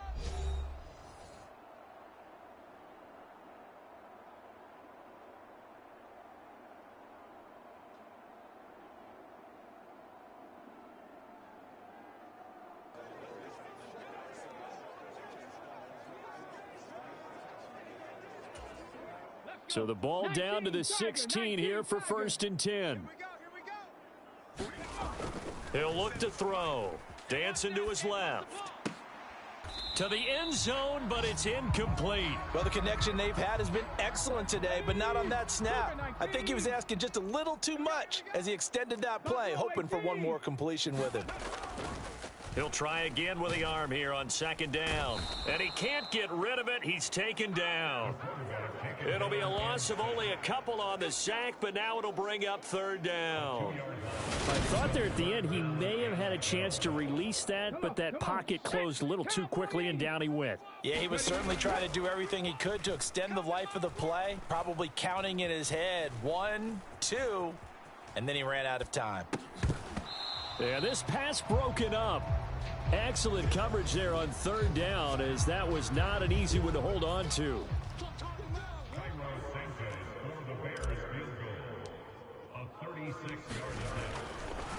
And he'll try and throw here on the fake. Now a throw caught by one of their linemen. The fake field goal catches everyone by surprise. And the Bears continue to pull away here in this first half. Santos with the extra point, and the route is on here in this first half. So that drive takes him down the field in 8 plays. And it culminates in a touchdown for Chicago. Now after the touchdown, here's Santos to kick this one away. From a yard or 2 deep, here comes a return. And they'll get him down right around the 25, actually the 26 officially, so a net gain of 1 there. The offense getting set again. We spotlight Javonte Williams, the running back. They haven't been able to get him on track. They haven't been able to get this offense on track. No points so far. Maybe it's time to start doing a few different things. Throwing the ball a little bit, maybe featuring other people touching it for a while, and then you've got a chance to come back to him when things have changed a little bit. They have to make an adjustment. Still time for him here as we sit in the second quarter. A big play there on the catch and run. 62 yards. A real field flipper there as all of a sudden they've got a first down in the red zone. And he wisely will throw that one away. I'm really liking what I'm seeing from this defense because their coverage has been playing at a shutdown level so far. Even backed up late, they're forcing incompletions and fighting to keep them out of the end zone as the first half winds down. Now the Broncos are going to call the first of their timeouts as they stop it with 28 seconds to go in the first half of play.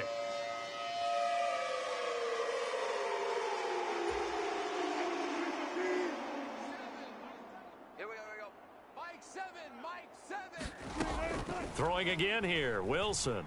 Flush to his right. Touchdown! Javonte Williams From 4 yards out. and the Broncos are on the board here in the final minute of the first half. I'm not sure that they have illusions right now of, okay, we're going to score 8 times in a row and we're going to be terrific. But to get one, that was huge for them. That has to feel much better right now. And you do have, we're still in the first half. You do have the entire second half. There's something about that goose egg that just looked bad on that board, but now they've broken it. Yeah, broken through. Can they maintain the pace? We'll see as we go along.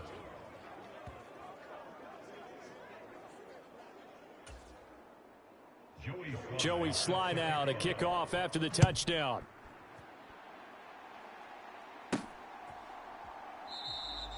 And not wanting to risk anything here late in the half, he'll just take a knee and they'll bring the football out to the 25. The Bears going to get one more possession in this first half. And with a 3-score lead already, this is not time for a momentum change, so I'd imagine they'd be happy to just take this into the locker room.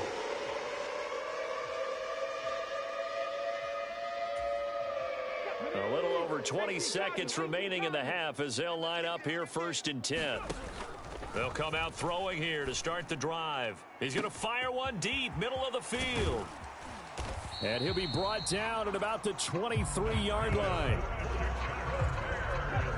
The field goal unit on the sideline. They're going to go with 1 second left. And with just 1 second remaining in the first half, they'll call the timeout.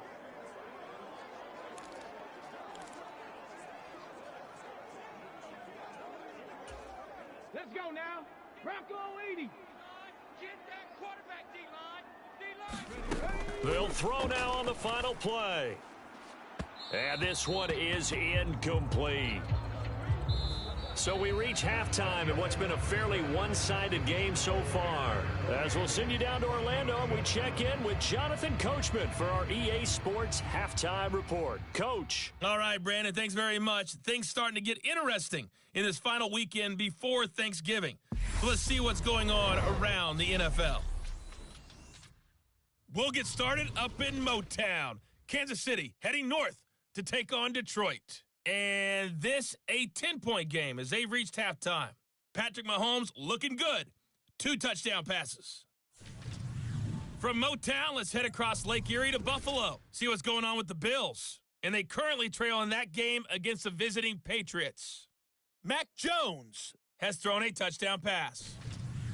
Lastly, let's head up to the Twin Cities to check in on the Vikings at home in Minneapolis. And they trail the visiting Green Bay Packers as that one's gone to halftime.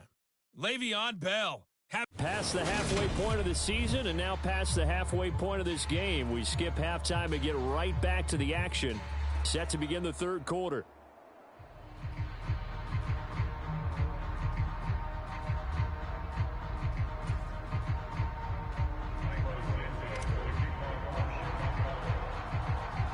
It'll be the Broncos getting the football first in this second half as they trail, and we are back underway. Well, certainly not what they wanted out of the locker room here as they'll start defensively at the 40-yard line. Well, not one you see often there as he fails to keep it between the sidelines, and that is a penalty every time, and going to give this offense better field position. And it's every kickoff guy's nightmare, isn't it? Because you don't see yourself doing this, and most of the time you don't. It's absolutely a mishit, and now your team pays the price. Bad field position for your defense. Good starting field position for them as they come up 1st and 10 at the 41-yard line. Now it's Wilson.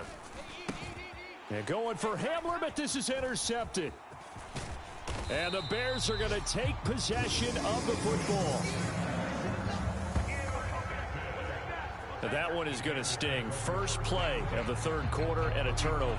And you have to know that at halftime, they spent a lot of time going through their checklist of what they wanted to accomplish to start this third quarter.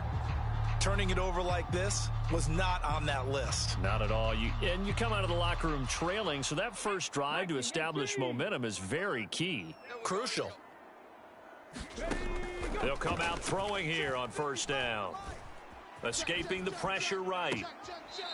Going to throw right side here, complete. And he'll go out of bounds inside the 15-yard line. A good pickup there, 21 yards. And while we may be looking at the scoreboard, this offense certainly is not, because they're showing no signs of backing down, even with a 3-score lead here in the third quarter. I think they keep taking their shots. They've seen blown leads happen throughout this league. They don't want to fall victim to it themselves. So 1st and 10, and if they score on this drive, might have to start digging in our second half blowout material. And now they're inside the 10 as he's brought down at the 9. Give him 5 on the carry there, and it'll be second down.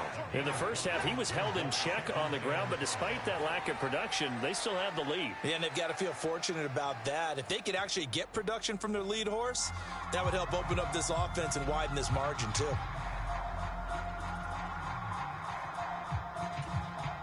The first down run got 5. Here's 2nd and 5. They'll set up a throw. Flushed out right. Oh, and that'll be incomplete. Oh, he took a shot as he let that go. And it's going to bring up a 3rd down. Well, he certainly did a nice job improvising there, extending the play, hoping someone would come open downfield, but they never did. They come up now 3rd and 5 following the incomplete pass. He'll look to throw. Eluding the pressure right. And that is caught. Touchdown, Bears. A great effort there with his 13th touchdown of the year and 2nd of the game, as his guys are able to push that lead out a bit further. Showed some of his improv skills there, getting flushed out of the pocket but still able to make the throw for the score. So that means he's not a method actor? No. Because with the improv means break character when you need to. And in the NFL, when you have those guys chasing you, sometimes you have to break character in a big way. And now before we get to the extra point, remember all touchdowns do have to be confirmed by the replay official. They're taking a peek at whether or not those feet were...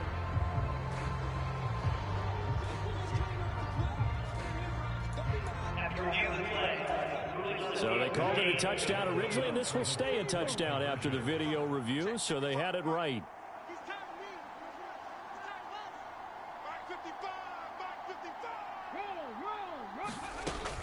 They're going to keep it on the ground.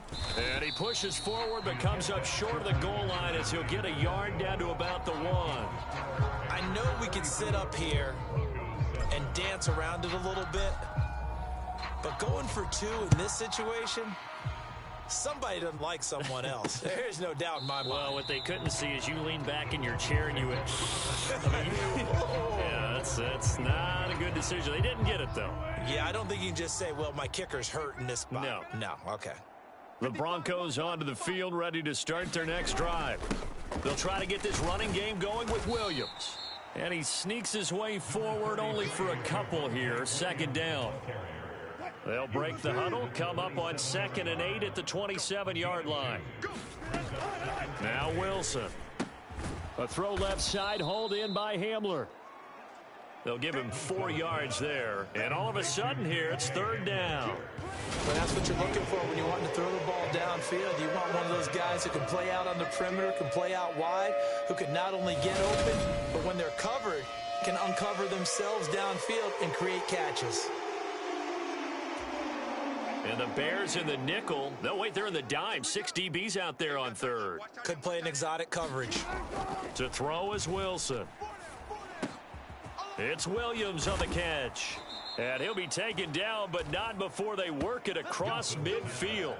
That 3rd down conversion good for 23. Well, still in the 3rd quarter here. Now, you look at the scoreboard, that deficit probably a little too much to overcome, but completions like that may be something to build on for future weeks. Yeah, it's all about ending things on a strong note here, isn't it? Because my mindset is it's a new ball game from here to the end. Make sure it's a good one and close it out.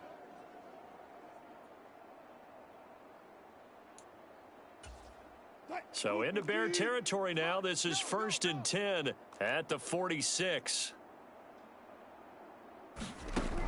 Here's Wilson. Oh, that's into double coverage and intercepted. There he goes, right side. And they will score a pick 6 for a Bears touchdown. And Charles, for this offense, those interception woes they kind of had in the first half have now followed them into the second half. And for this defense, they take advantage, turn that into a pick 6. And that defense is in a spot now where they're thinking about ways to close this game out. As confidently as they've been playing, I expect them to do exactly that. A heck of a play there defensively, getting the interception, navigating his way into the end zone for the touchdown. So they'll get another shot on offense following that pick 6, and now the kick is away. And this will come out to the 25 as Hamler elects not to return it. And the football going back over to the Denver Broncos. Well, we're still in the 3rd quarter, so there's some time to kind of clean this up and make it look more respectable. Now, a win, that's probably gone out the window, Charles, but I don't know. Do you look at this as a time to just improve and maybe start to look towards the future? I think you have to find something to play for, something to grasp onto until the clock runs out. But, Brandon, we've been around this game a long time. This is an outlier. You don't get many blowouts like this no matter how the game looks on paper going in. This one has turned out to be everyone's worst nightmare realized. Now a 1st down carry. It's Williams. And he'll manage to pick up about 4. It's 2nd down. This defense just continues to bottle up that ground game. And look, I mean, the deficit right now for this offense is so big that it might not matter. But you're still in the 3rd quarter. They're probably going to have to try things through the air, Charles. I agree with you totally. That's what they'll have to do. They do need to run it occasionally to take a few hits off the quarterback, because right now, you just know those pass rushers are fired up to get after him. Running lanes were at a premium in the first half, but he's able to find some room there, and he's hoping that that's a precursor of a big second half.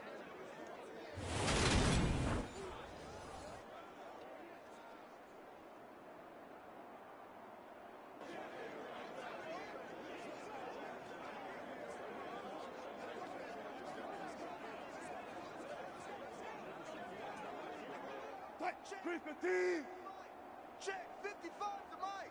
Here we go. Under 10. Under 10. They run it again with Williams. And he'll get this into enemy territory, but not by much, as he's down to the 48. Credit him with a 1-yard gain there to make it 2nd and 9. Well, you're just looking at the scoreboard and where we're at in the 3rd quarter. I don't know that it's going to matter much at this point, CD, but these small runs on the ground, they're not going to get it done.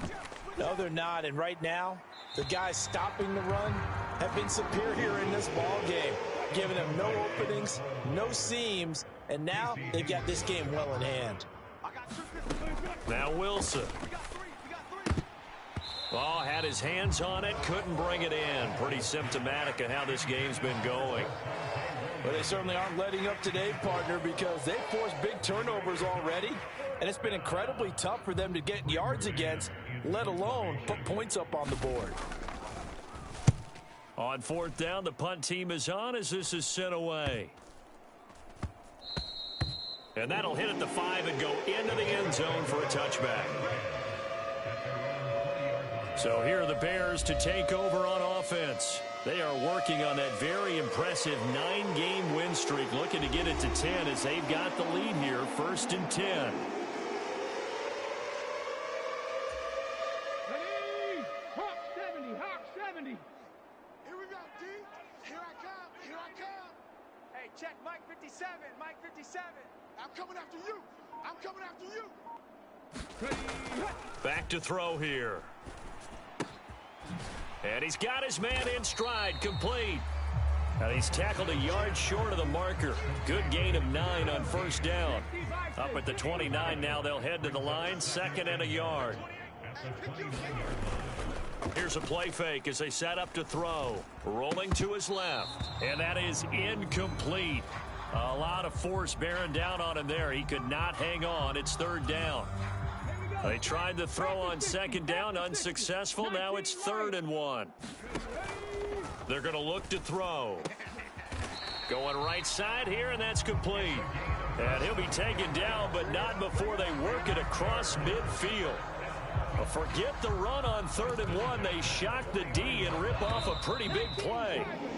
And as they come to the line, they will not be able to get off another play as time has run out on this 3rd quarter. We'll return with more after this break. You're watching the NFL on EA Sports.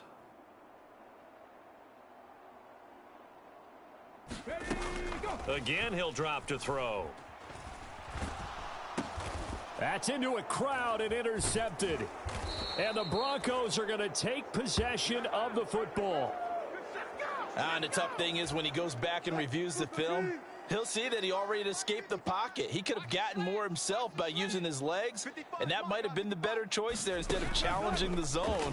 A miscalculation on his part, and he pays for it with the interception. And they're going to get this down inside the 20. So here's a 1st and 10 now, down inside the 20. Wilson. On the slant, completes to Sutton. And the Broncos are going to be set up with a 1st and goal coming up as they get him down at the 6-yard line. They'll try and run. This is Williams. And he's able to get it down to the 2-yard line. A pickup of 4 on 1st down. It'll be 2nd and goal.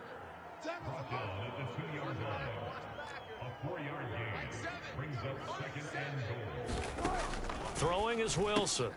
And that is caught. Touchdown, Denver. Greg Dulcich. A 2-yard touchdown grab. And the Broncos get a small measure of revenge as they cut into this 4th quarter deficit. There was no going through the progressions on that touchdown pass. Yeah, nor was it necessary. His receiver won that route early, presented himself. No reason to wait. Go ahead and put it on him and score a touchdown.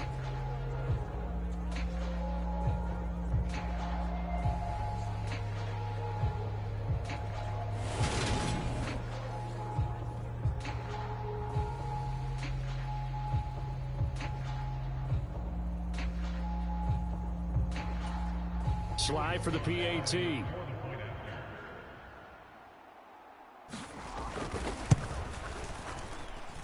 And the lead drops from 34 to 27. Just a 4-play drive that time. And a Greg Dulcich touchdown reception finished that drive off. Joey Sly now to kick off after the touchdown. This will be brought out from the middle of the end zone. And in hindsight, probably should have taken a knee as he only gets this out to the 16-yard line. The Bears offense ready to go for their next drive. But not that any of the points would be needed, but CD, they've got enough time left here. They can definitely score on this drive, maybe even an ensuing drive as well, if they really want to drive home this landslide victory. Yeah, we're certainly about to see just how aggressive they want to be here down the stretch. And what some coaches do is they try and meet it halfway, meaning they want to continue to run their offense, but they'll put in a lot of backups to do it and then tell the opposing coach, hey, I had to give them some work too. I can't just let them sit over on the sidelines all the time. There's a ball thrown right side and complete. And he is out of bounds right around the 34. The These two have hooked up 9 times now this afternoon as they pick up the first. 19 tight. 19 tight. Fresno.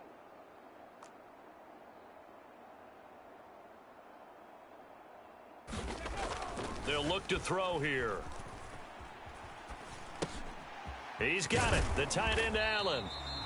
And he slips up past the 45 before being tackled. Another nice gain. That's now 30 yards between those last 2 plays. Ready? 70 Timberwolf. Hustle. Back to throw again. Forced out to his left. Yeah, he will go out right near the 35-yard line.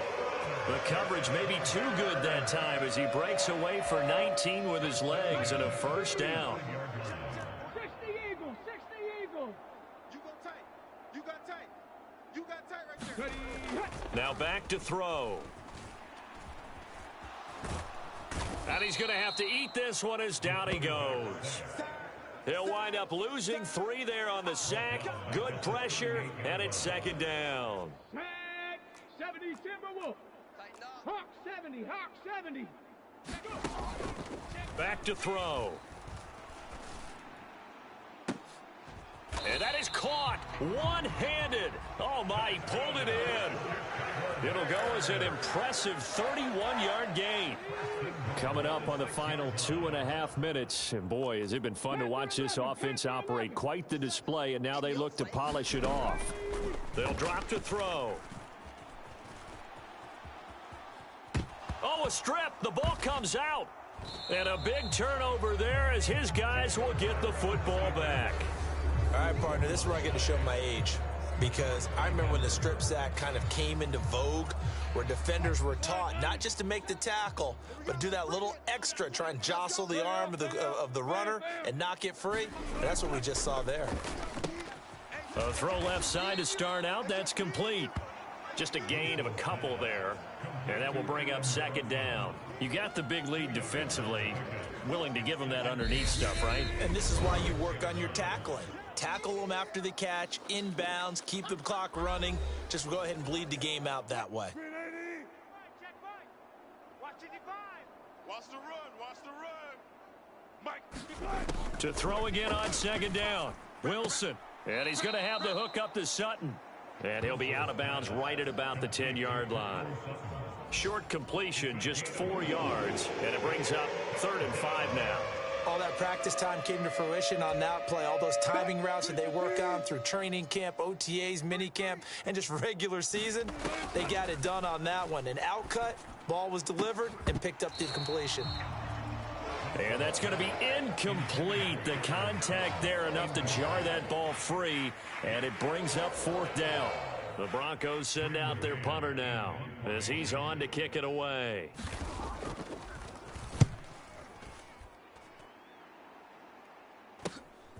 And taken at the 46.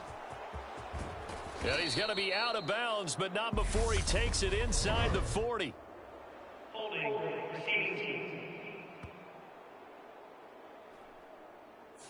A pretty good return, all things considered, but holding. I agree with you totally. It's actually a return that they were going to be very proud of. But when you end up holding and bringing it back, now your offense has to start a little bit deeper in their own territory.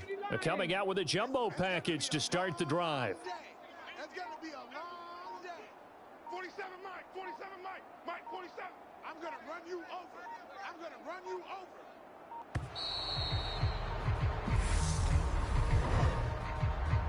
Delayed game offense. Not enough sense of urgency there. Play clock hits 0, 5-yard penalty. Yeah, I like your point there. Not enough sense of urgency. People walking up to the line of scrimmage, you've got to get up there and get set and be ready to go. The delay of game backs him up 5, 1st and 15. We got to get the ball, D. Get the ball right here. 18, pioneer. Ready? That one looks like he'll throw here.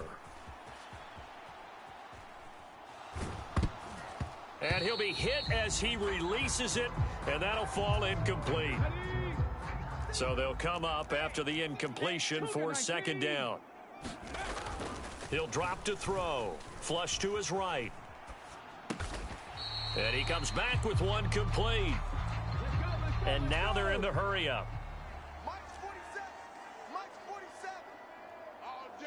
All day. On third and short, they'll try and pick it up through the air. Escaping the pressure right. And he's going to be taken down at about the 33. So they'll come up first and 10 now from the 33.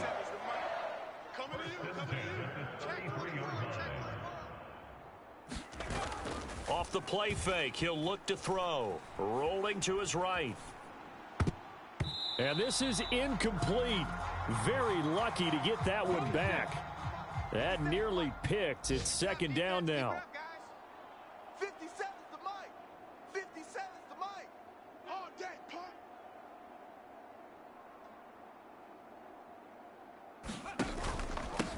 On second down, they'll run it here. And some strong running there as he's down just shy of the 20 on the edge of the red zone. A gain there of 12 yards and a first down for the Bears.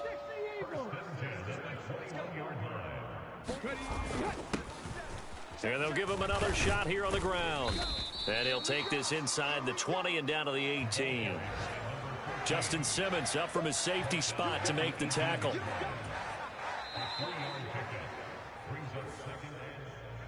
Charles, a lot of happy faces heading into the tunnel as this one ends, and understandably so. Not only did they get the win, but, boy, their offense was on fire in this ball game. And, partner, I have no idea what the top speed is on one of those high-end sports cars. What's the top gear you can get into? This offense, they certainly were there in this one, huh? Everything clicking for them in this contest, the kind of performance that they're going to cherish. So for the Bears, they keep on rolling 10-0 now to start the year. And now they'll get the short week as they get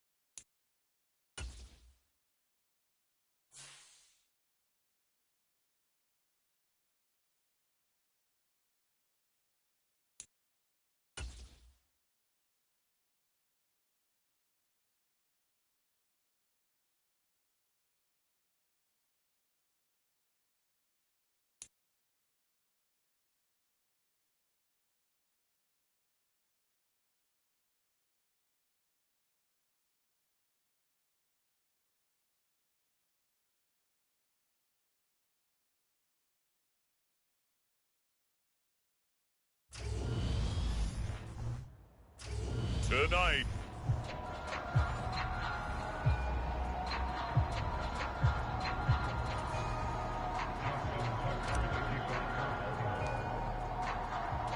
The NFL season has hit high gear, and off we go in Week 11 on EA Sports. And he opts to not bring this one out. The first drive will start at the 25.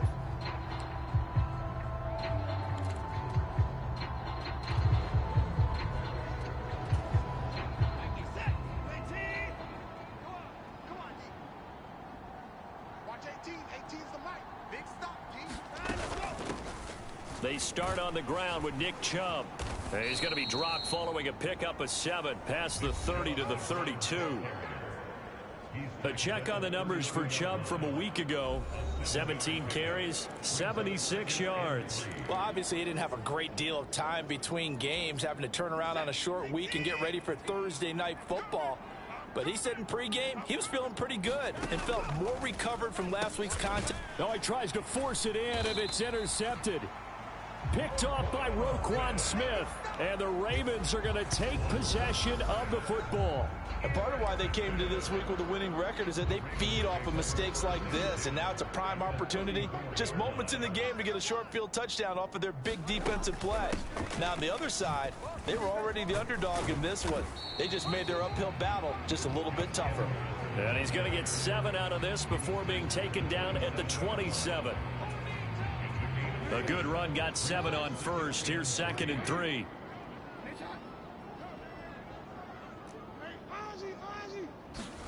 Play action. It's Jackson.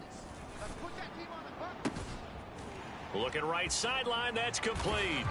And he is into the end zone for a Baltimore touchdown. A great play there. His 6th touchdown of the season. And the Ravens use the early turnover to get on the board first here in this one.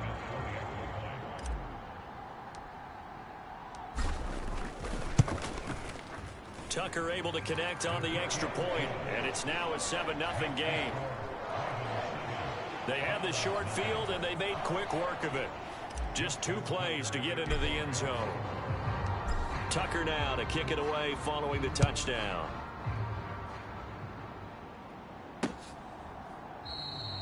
And this will not be returned. It's a touchback, and they'll begin at the 25. Second drive coming up here for Cleveland as they return to the field on offense. And the interception on that opening drive winds up leading to the touchdown, so now it's kind of time to start over. Yeah, it certainly is, and his first throw of the game. But I like the way his guys rallied around him. Oftentimes, the quarterback is the leader, right? He tells everyone what to do. In this case, I noticed his linemen around him kind of patting him, saying, let's go, big boy. You're still our leader. They'll come up now 2nd and 4 from the 31.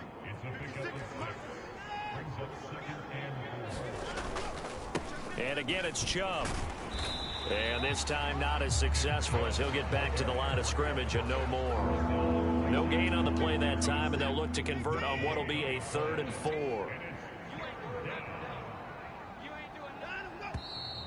And now some motion before the snap. And this will be our first penalty of the night's proceedings. Oh, jumping early from his tight end spot. Maybe trying to get a jump start on that route. Yeah, I think you're exactly right about that. And oftentimes when you see that, that means the play call was supposed to come in his direction, and he was eager to go catch a pass. Throw left side, caught by the tight end, Njoku. 2 yards on the pickup there. And that's going to bring up a 4th down. Here's Corey Bojorquez now to punt this one away. Yeah, last week in the loss, 5 punts as he gets this one away. This is brought in at the 21. So a good punt, but a solid 12-yard return. And the Ravens, they'll take over. Baltimore set to take over here for their 2nd possession of the game. And they are losers of 2 straight coming into this Thursday night game. Is it more difficult, CD, when you take a losing streak into a quick turnaround game like this? It certainly is, because you don't get time to work on the issues that you've had throughout the season that have caused you to have the record that you're having. You can't really get those set. So now you're trying to minimize those and maximize what you've been doing well. And I remember a game recently where one of the assistant coaches said to the head coach, forget our running back rotation. This guy has a hot hand. and they rode him to a victory. Those are things you have to look out for in games like this. A big play there on the catch and run. 36 yards. They'll run here with Edwards. And only about a yard there as he takes it from the 9 to the 8. Here's 2nd and goal, operating from the 8-yard line. Again, it'll be Edwards. And he'll take it into the end zone for a Ravens touchdown. Gus Edwards, his 8th rushing.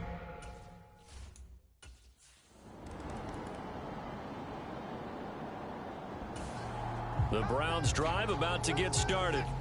And they come into this one off the loss over the weekend, but you say if you're going to play a Thursday night game, this is the week to do it. It certainly is, because you get right back out there. You don't have time to dwell on things. And look, your game plan is going to be a little more limited, but so is theirs. So that's when you just appeal to your top players. Guys, you make plays in this one, we out-execute them, we can walk away with a win. And Chubb will try the middle here. It'll be a 5-yard pick. Up there, so from 2nd and 13, they're back to a more...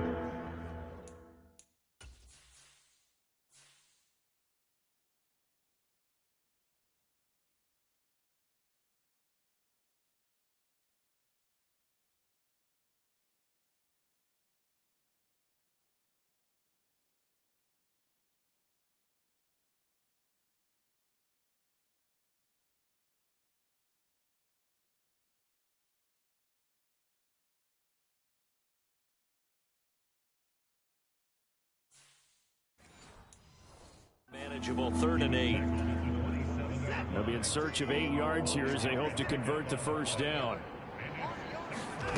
Throwing on 3rd down, Watson. Oh, he rifles one, and that's going to be intercepted. And the Ravens are going to take possession of the football.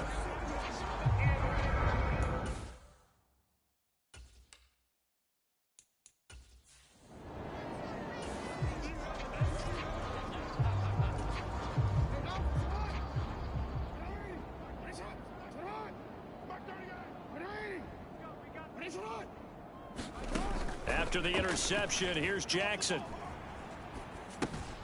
His pass caught at the 4. And he is out of bounds here. Again.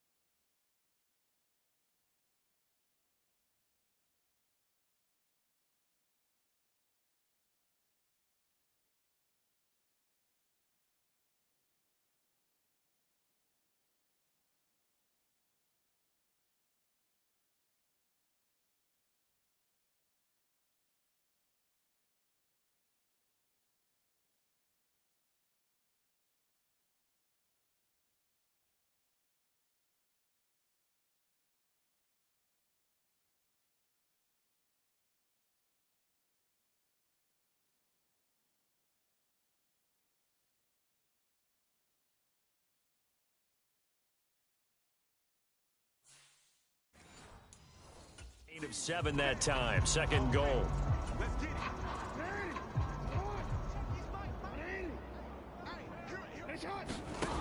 To throw is Jackson. And he is into the end zone for a Baltimore touchdown.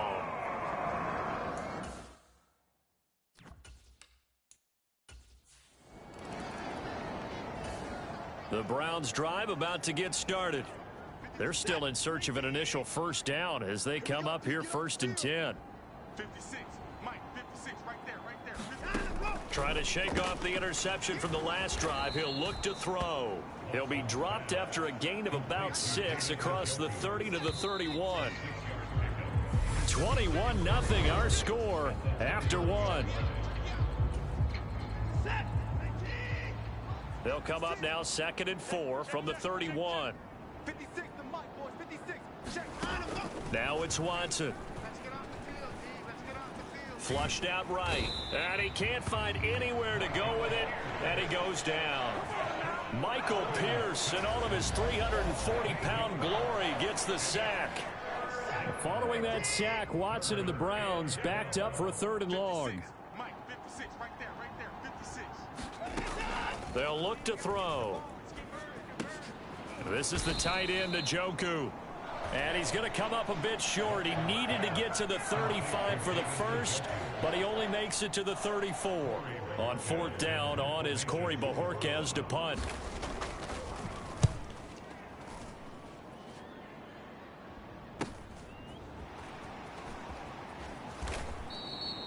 That'll be a 43-yard punt, just a single yard on the return.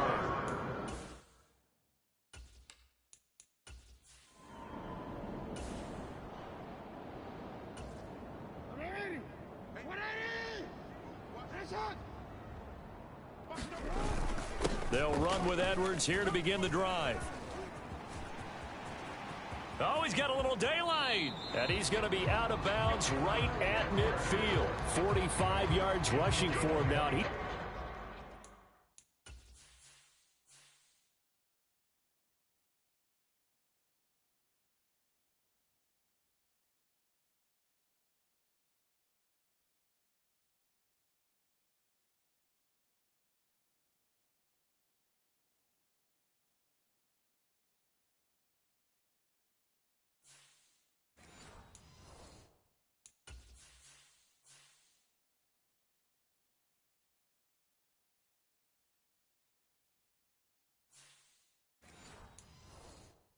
He's only carried the ball 4 times.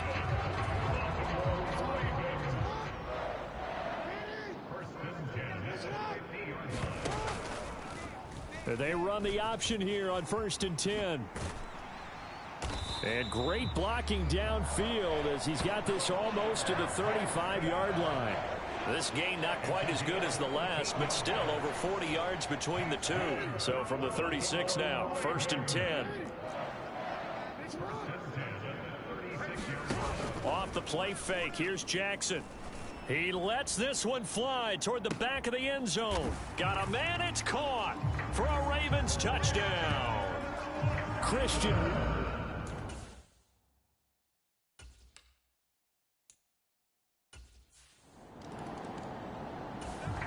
The Browns drive about to get started. Not only are they in search of their first score, they're in search of their first down in this ball game as they come up 1st and 10. Watson's throw here into the hands of Moore. And he's going to get a solid gain of 9 before being brought down. 2nd and right at a yard.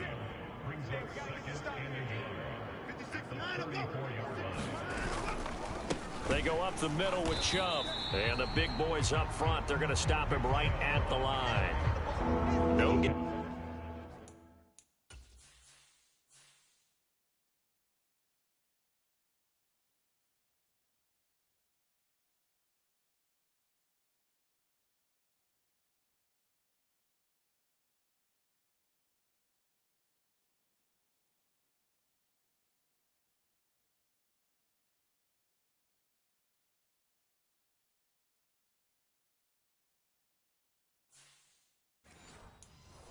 On the play, and now they're faced with a 3rd and 1. The offense on 3rd down tonight, 0 for 3 to this point. They could use a conversion. They're up against a 3rd and 1 situation. They'll run for it. Here's Chubb.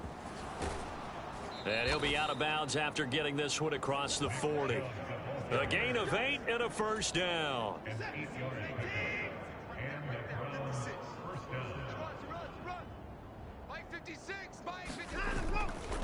Chubb on the counter, and he'll lose yardage here. Back at the 41. He'll lose a yard there, and it's 2nd and 11. 2 minutes remaining in this first half of football. Coming up at the half, a reminder, we go back to Orlando to check in with Jonathan Coachman. He'll have a look back at our first half, as well as a look ahead to what's coming up later this weekend. They'll try the air now with Watson. He's got Njoku, his big tight end. And they'll get this down to around the 47-yard line. They're going to need to get up and set in a hurry. On 1st and 10, Watson right back to Njoku. And he is out of bounds, but not before he's inside the 30. He's been a one-man wrecking crew these last couple of plays. This time 18 more and a first down. Mike's 56. Mike's 56. Watson. And his throw here's incomplete.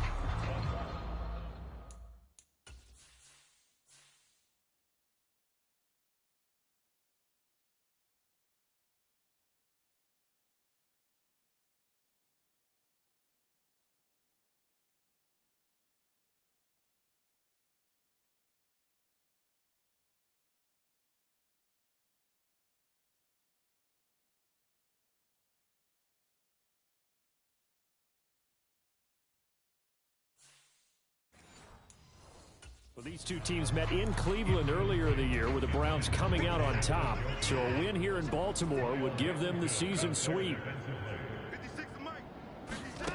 Watson looks to throw again. Eluding the pressure right. And now off to the races down the right side. And he is into the end zone. Touchdown, Cleveland.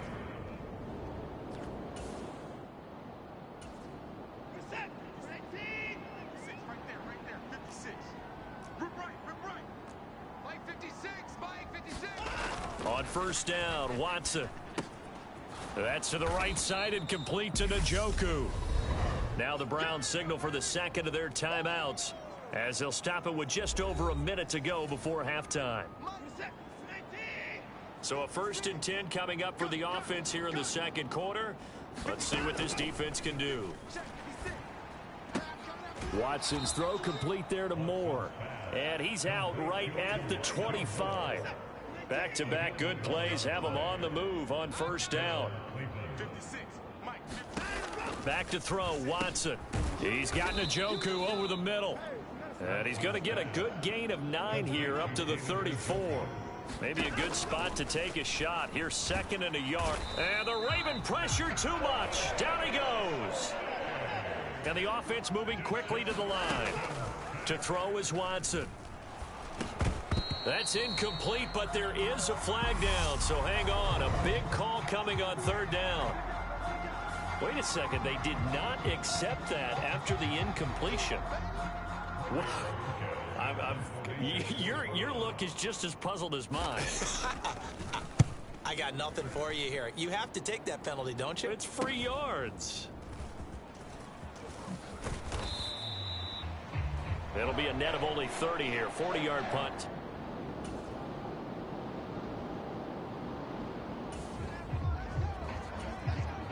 So we're in the 3rd quarter. We'll see how this defense handles the upcoming drive as the offense takes over with a 1st and 10.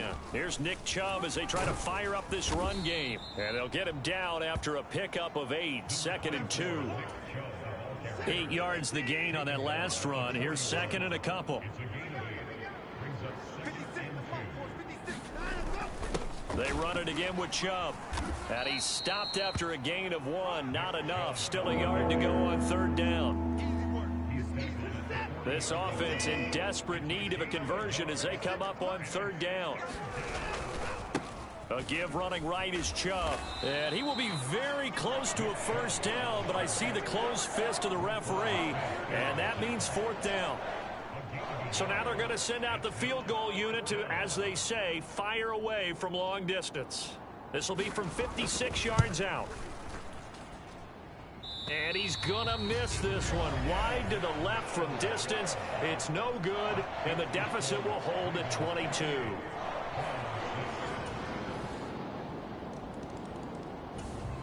The Browns drive about to get started. Well, we haven't exactly been treated to a nail-biter in this one, CD, and if they cannot score here, this one's pretty much all but over. Are you saying that you feel like people are starting to think about getting out of here, maybe beating the traffic in order to get home or to their final destination? Yeah, I don't think there's a whole lot of reason to hang around, especially if they can't score here. Yeah, you're right about that, because it has been pretty clear who the better team has been in this one. And in a league that we talk about every game being a one-score game as we go into it, watching this blowout, let's just say it's been unusual. And a 5-yard gain gets him to the 42. One thing I think that's safe to say defensively, the tackling's been really good. And because of that, it's been very, very hard for them to move the ball because you're not getting the benefits of run after catch. They're tackling them almost on the spot. That means you have to run extra plays, harder to move it. Watson to Njoku there for the Cleveland first.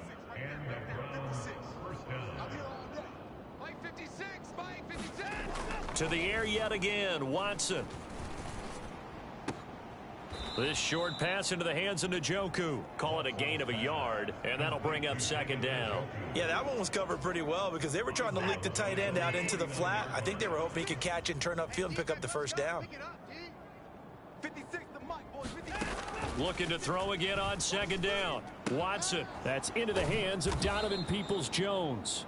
And they'll get this down to the 42-yard line. Oh, it's a nickel set here defensively on 3rd and inches. Still want to be prepared for a pass. Watson now to throw. And there is Amari Cooper, his first catch. And he's going to be taken down with the first down at the Ravens 30.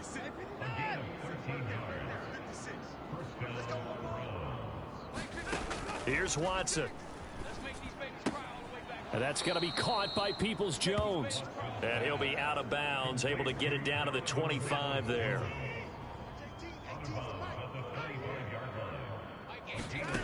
From the 25 on second down, Watson flush to his right. That's complete to Peoples-Jones.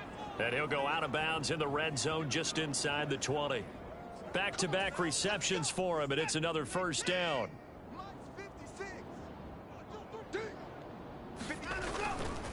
Up the middle, it's Chubb.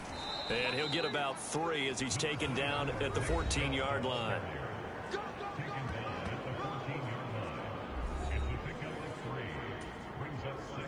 The last run got 3. Now here's 2nd and 7. 56 is the mic. Watch the screen, watch the screen. Watch the screen. Handoff comes to Chubb.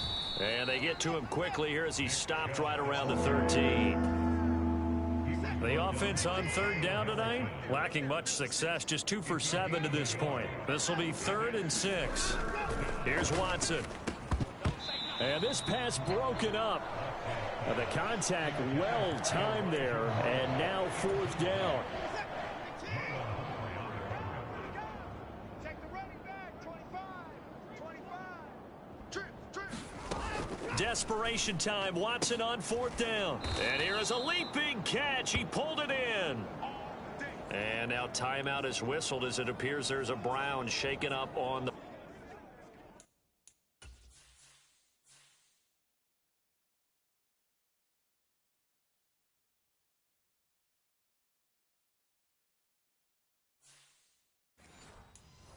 play.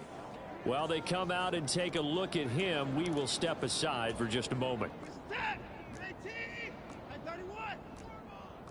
Watch 18. 18's the mic. Record. Now Watson.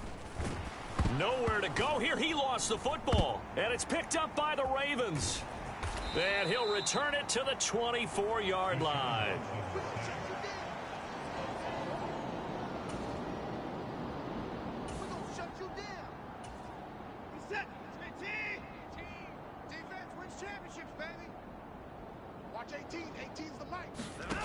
Now a first down throw. Watson firing quickly here, and that's complete.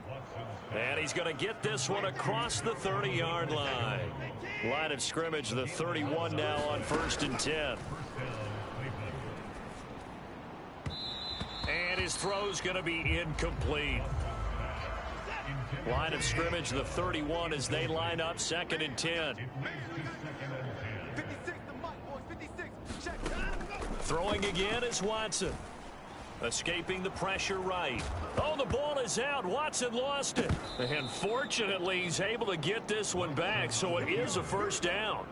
Fortunately for him, that ball stayed close so that he could recover it on his own. And you know the prayers that were going through his head as the ball escaped from him? How happy was he at the end of it when he found the football again, able to retain possession? They lead big, and a major part of that has been how they've taken their play to a whole new level this second half. No points allowed since the break, and you can add another incompletion to the total number that they forced in this runaway contest. Nick Chubb, the intended receiver, and that'll make it third down. Now, right where this set of downs started, they need a full 10 here to pick up the first down and move the chains. From the gun on third, Watson. And that went a little too high as it's knocked away and incomplete.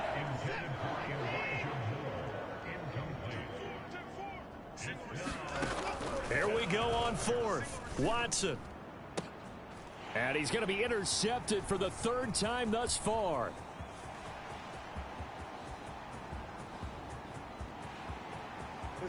And he will bring this back.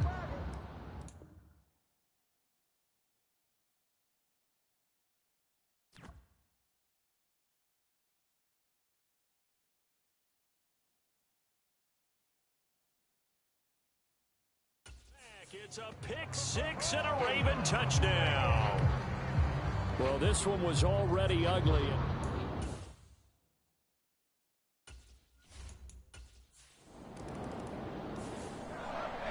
And as this defense walks off the field, they can do so with their heads held high. What a performance by the offense, too. I mean, really, Charles, just complete domination on both sides of the football here in this one. Certainly was, and I think both sides compete against each other all the time. You go at each other in practice, obviously your training camps, your off season, but on game day, you both want to show your best, and I think that's what we saw from both the offense and the defense, a complete team victory. So for Baltimore, they just keep on rolling as they move to 9-2 with a win here. And now they'll get the weekend off as they get a little extra.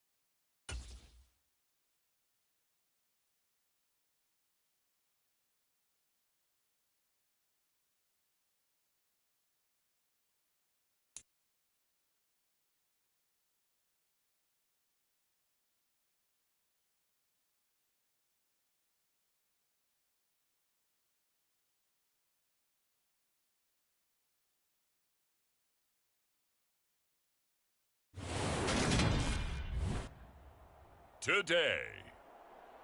From Ford Field in Detroit,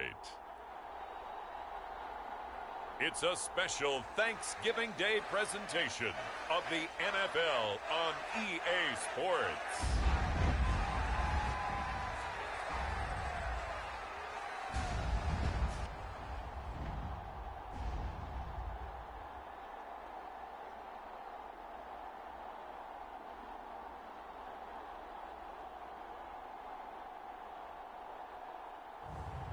It's the Detroit Lions taking on the Chicago Bears.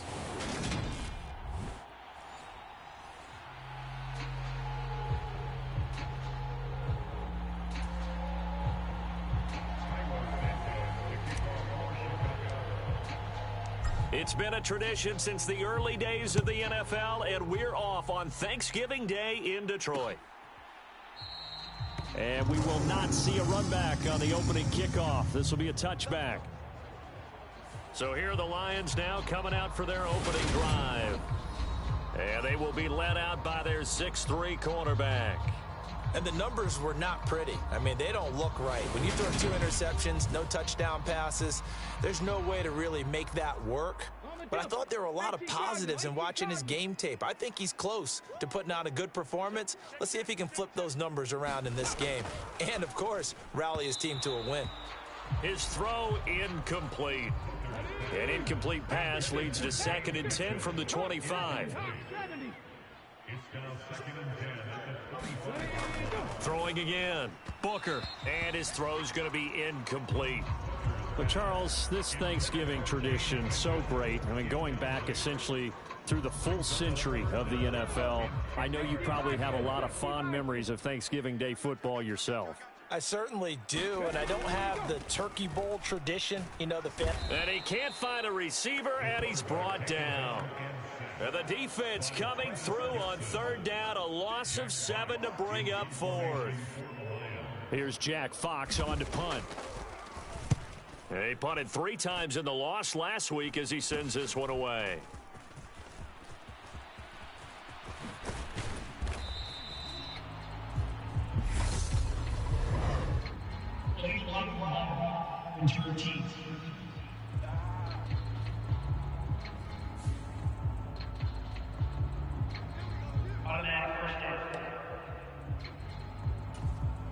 So the special teams penalty cost some yardage there as they come out on 1st and 10.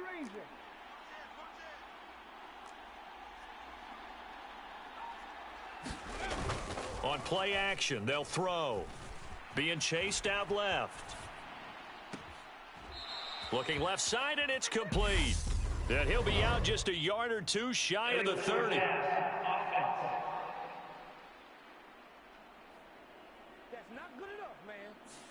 Well, that one hurts. That wipes away what would have been a big play. Well, you and I both know coaches aren't real big on silver linings, but at least that play call was a successful one. Now the focus offensively, that goes to overcoming the penalty and making all that yardage back again. And he'll get this up to about the 38-yard line. He'll wind up getting 3 on the keeper there, but it leads to a 3rd down. So, Charles, you talk about this offense, how well they've played. I mean, the defense, too, really. But they're sitting at 10-0 now on the year. 4-0, 5-0, that's nice. But once you start hitting double digits with these wins and no losses, I think the seriousness of the situation, it just has to ramp up. Yeah, and when you do say 10-0, it can't scare you as a team. Just think about it this way. For most of the year, they've been playing to win their division and get to the playoffs. Now the playoffs are just about a foregone conclusion. So now they have to down-focus their thoughts about getting home field advantage. And he's going to be taken down back around the 35-yard line. Levi Onwuzurike charging in and finishing off the sack. They were able to win last week despite him being sacked 4 times. They might need to tighten the reins a little bit, or this one may not end in another victory. You're right about that. They can't count on just winning the game no matter what happens. They can't let the accumulation of hits and harassment in the pocket get to their quarterback. Got to stop that. Give him clean lanes to throw the football in order to have a better chance to win again this week. So 2nd and long, and got to be careful not to fall out of field goal range. He'll look to throw. Over the middle, and that's caught by Komet. And he'll be hauled down at about the 30-yard line. I'm wondering if the same thing went through your mind as mine. When I see a big man like that make a catch, all I keep thinking to myself is, big man with football. Look out, everyone. He may not juke you a whole lot, right? He may not run past you because of his size. You're talking about a guy weighing in the 270 range. But, boy, once he gets his mitts on the ball, he's going to be tough to bring down. Flushed out right. Got a man, and he hits him in stride. Down inside the 10. Touchdown, Bears. A great effort there. With a lucky number 13 touchdowns now on the year. And the Bears will jump on top with the game's first score here this afternoon. One of the keys to their long winning streak has been scoring first. An ideal drive right there, getting the first 6 points of the ball game. Do you go back to our meeting with the offensive coordinator? Remember what he told us? Absolutely. With some teams, I script to probe in the early part of the game. Other teams, I script to attack. They've been in attack mode for these ball games and continue that in this one.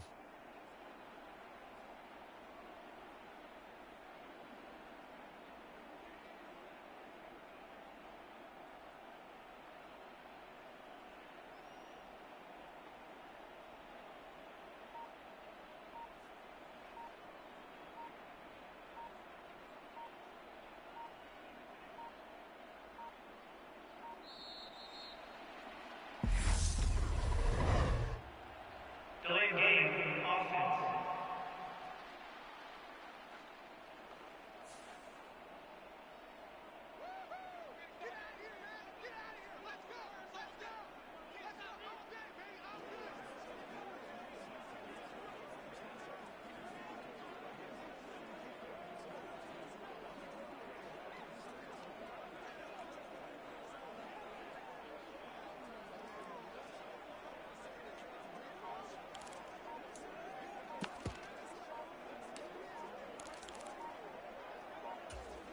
Matt Eberflus going to keep his offense on the field. They're going for 2. And, boy, again, they won't get this off in time.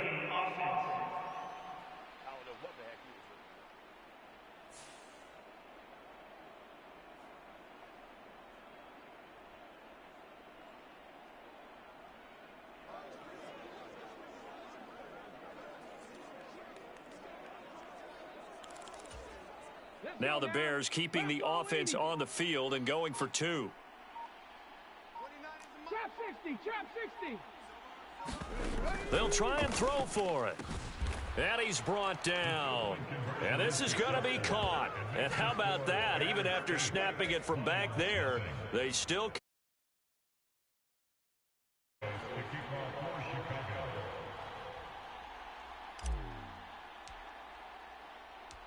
Now, after the touchdown, here's Santos to kick this one away.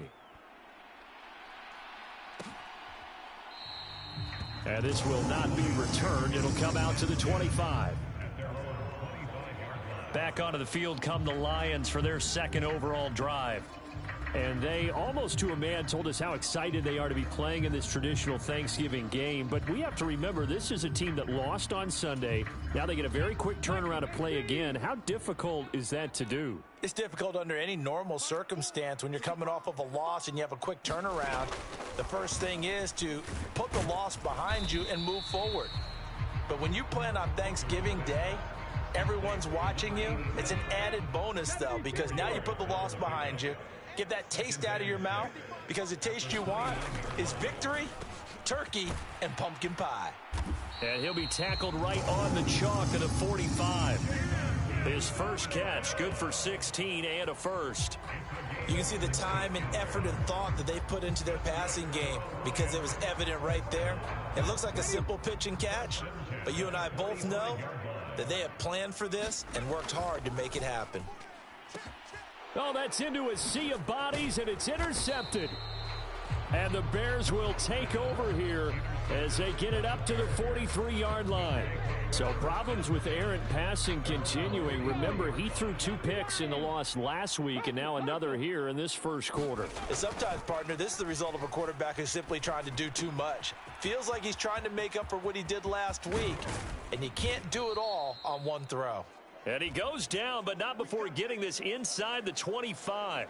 A big play on the catch and run, covering 34 yards. So the big play gets them all the way down to the outskirts of the red zone here for 1st and 10. Back to throw here. He'll find Jones again, complete. And they are able to stop him, but he does take it all the way to the 2. Great gains back-to-back. Last time over 30 yards, better than 20 here. Ready, break. Cowboy 80. Ready, hit. Give him 2 yards on that one. 2nd and goal now. Good work there, holding him out on 1st down. And this is going to be a battle down here on the goal line. Can they hold their ground for 2, maybe even 3 more plays? Ready, Hawk 70, Hawk 70. Let's go, defense. All right, here we go. 46, boy, 46. Chop alert, go. They'll try to run this one in. And he's into the end zone. Touchdown, Bears. A great play there. His 12th rushing touchdown on the year. And the Bears go up by 2 touchdowns. Everybody in the stadium knew what they were going to do right there, CD. 3 tight ends on the field, all that extra bulk, and they run it in. And you saw where that one went, right? You run it over your best blocker. I can just see the head coach right now. I want to run this one over the big boy. And they got it done.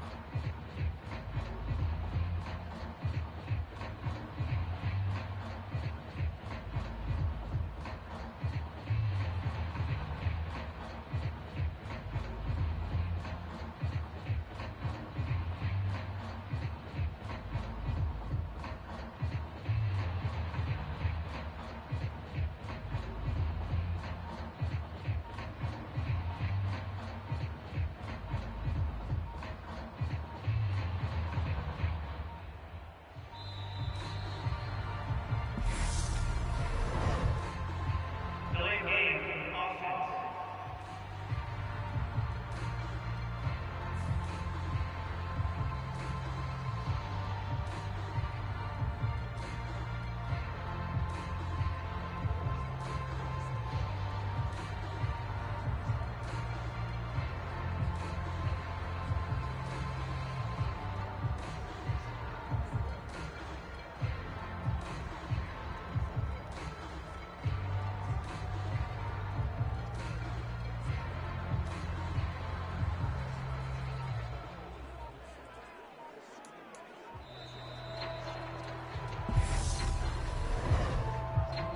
Delayed game, offense.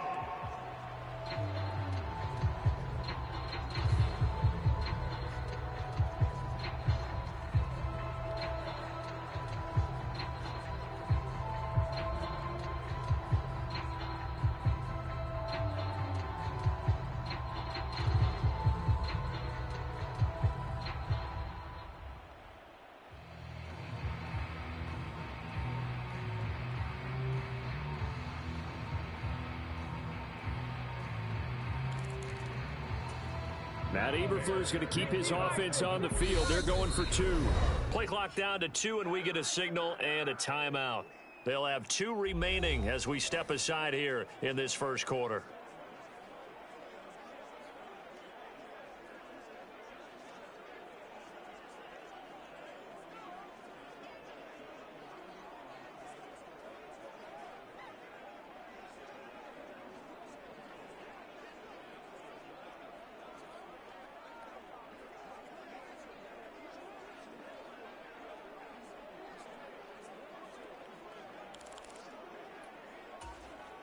Now the Bears keeping the offense on the field and going for 2. They'll look to throw. It's complete.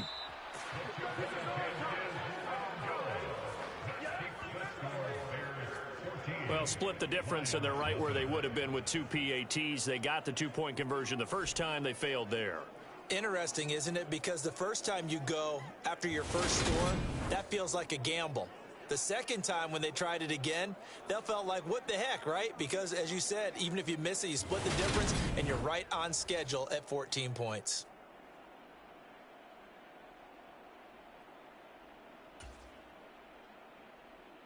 Santos to kick off for Chicago.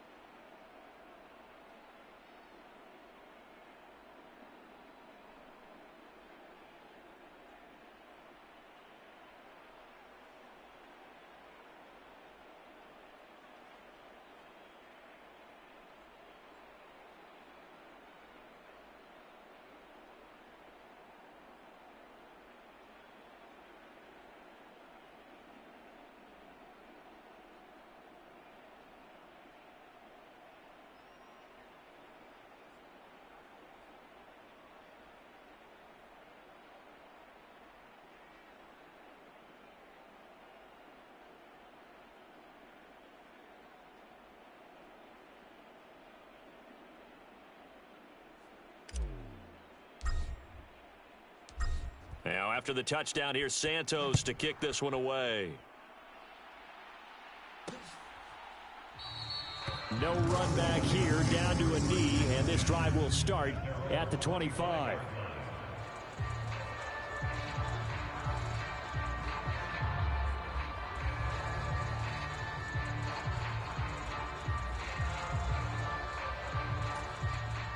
The Detroit offense ready to begin their drive. Well, partner, fast forward with me for a second. Remember, next week they have the open week, so they're going to get some extended rest. Does that change how they manage the rest of this one? I think it does a little bit, but not by too much, because you're right. You get the extra rest, you get a chance to heal up and kind of, do a little bit of a reset for this team. But it's also 7 extra days to think back to the last time you were on the field. So now, a little more importance on what they're getting done, because they carry it with them for essentially 2 weeks.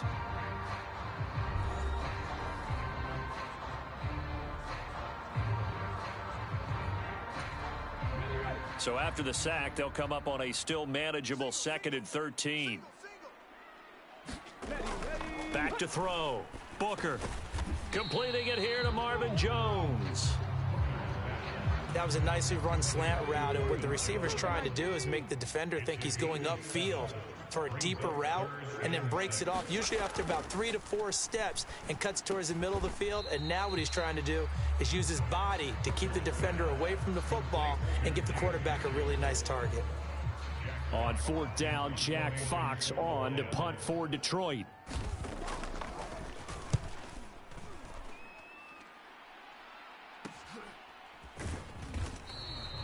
They'll score that a 36-yard punt, and the Bears take over. So here are the Bears to take over on offense. They've got the lead yet again in this ball game with their winning streak right now.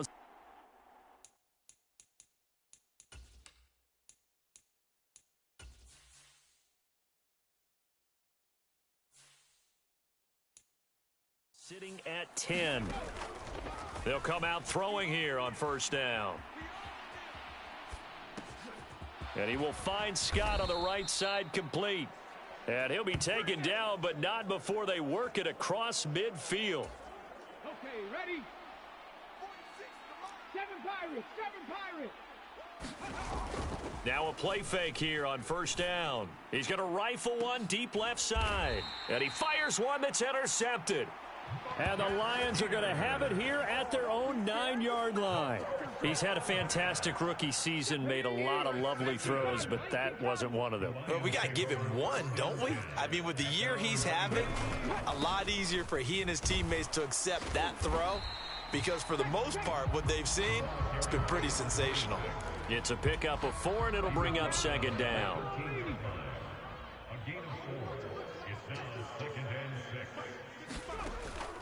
Looking to throw. Booker. And he will find his man on the end route. Complete. And he's taken down, but not before he gets this across the 25-yard line. I know I spend a lot of time talking about how tight ends in a lot of cases now are pumped up wide receivers, but they're still big people. He used that frame right there to absorb a really big hit on him and held on to the ball.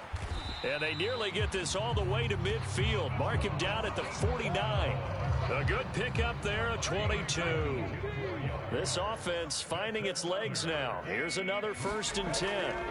Back to throw. Booker. He'll find Williams on the slant. Touchdown, Detroit. Jamison Williams, 51 yards. And the Lions have got it back to within a score. Maybe that is the boost that this offense needed. They've done nothing the entire half, but out of the blue comes this big shot here. You're exactly right. Like a dunk in basketball, like a home run in baseball, maybe a solo shot. Sometimes you need that big play to get things ignited.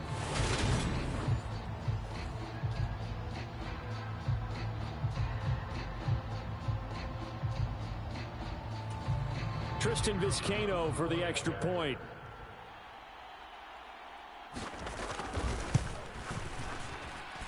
And that one makes it 14-7. So that drive, 4 plays. And it was Jamison Williams wrapping things up with a touchdown.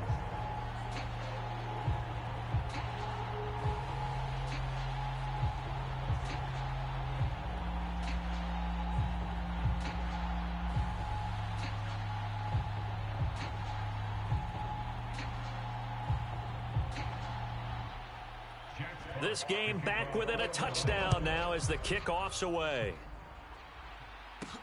Fielded just outside the goal line. And it's a pretty good return here as he'll get this up to the 29.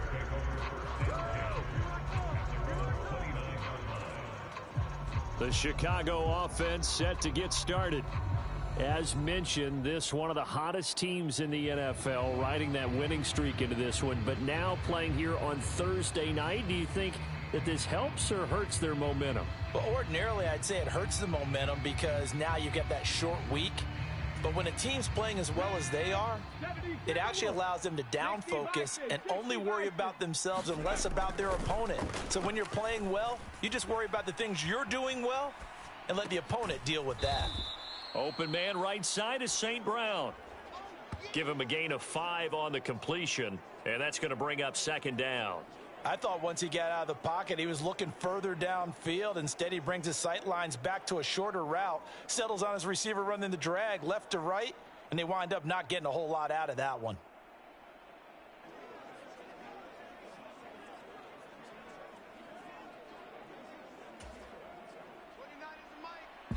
We've hit the 2-minute mark of the second quarter, 14-7.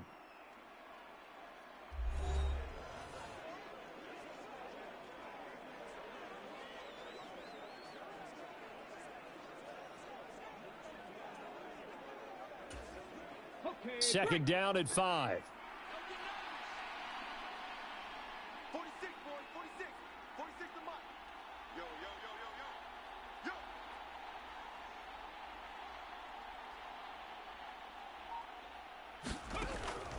They'll set up to throw.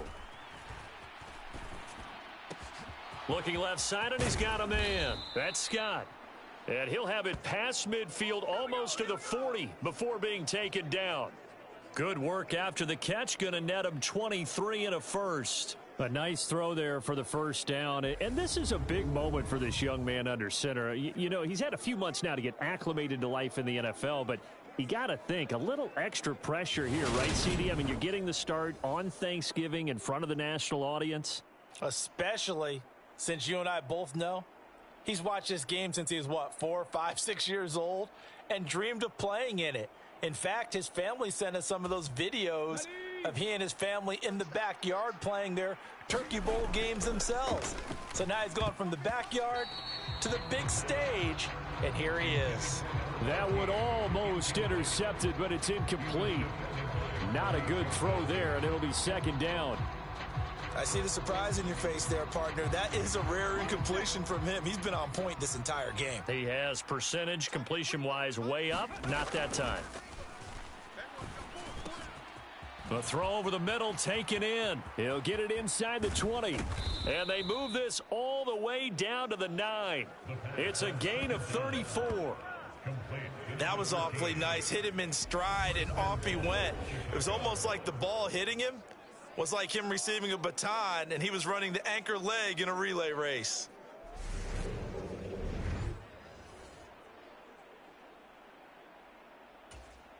The chain gang hustling to catch up. Here's 1st and goal from just inside the 10.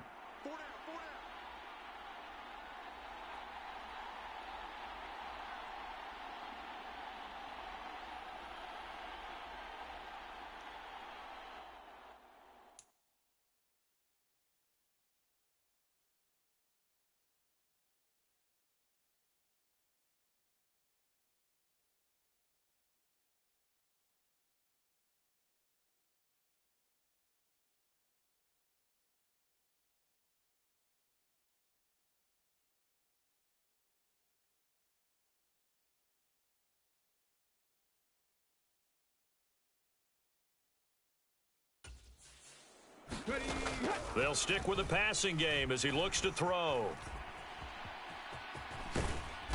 And he is in. Touchdown, Chicago. A 9-yard touchdown run. And the Bears will extend their lead in the final minute of the half.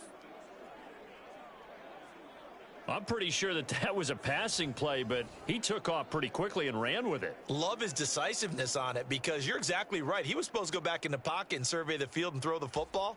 But when that hole opened, he just said, forget it, let's go. And boy, did that work out well.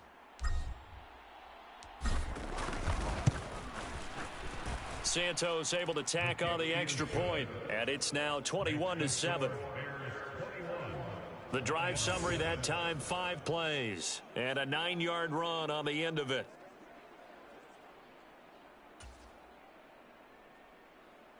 Cairo Santos to kick off for Chicago.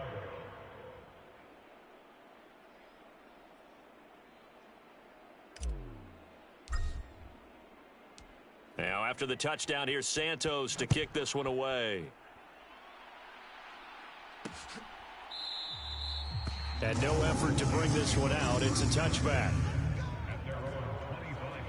The Lions now taking over late in this first half. Well, not much time remains here in this first half. We'll see if they can get something out of this drive, at least a field goal. They could certainly use it. Down by 2 scores. He finds his man, complete. It's Gibbs. The Lions need to move. They're hustling to the line now. To throw on 2nd down. Booker. Pressure, and he's taken down. A Bear sack. It'll be a loss of only a couple on the sack, but now it'll bring up 3rd down. So we're at halftime here in the annual Thanksgiving game in Detroit as we send you down to Orlando where Jonathan Coachman has our EA Sports halftime report. Coach.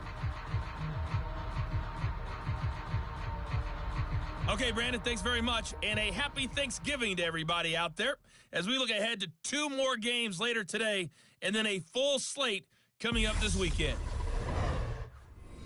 Some good games starting in the early window. Halftime over, no problem with us. We skip right to the 3rd quarter and continue this midseason contest.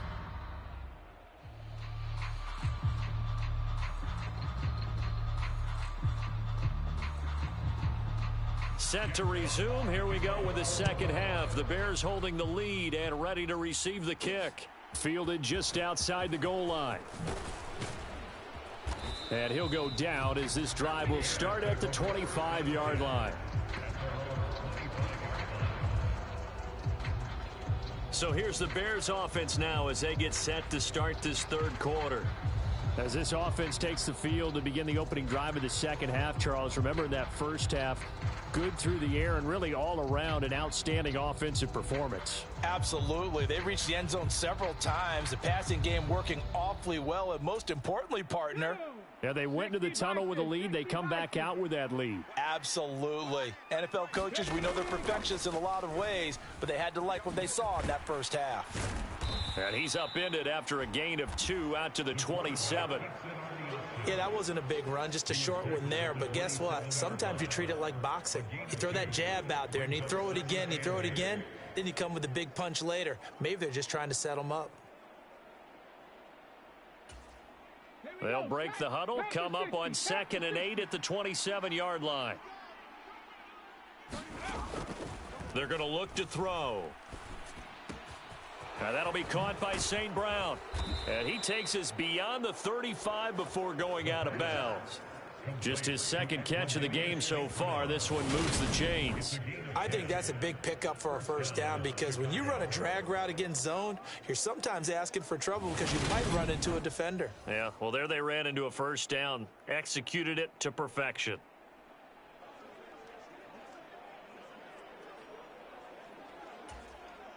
Line of scrimmage, the 37 on 1st and 10. Here's a play fake as they set up to throw.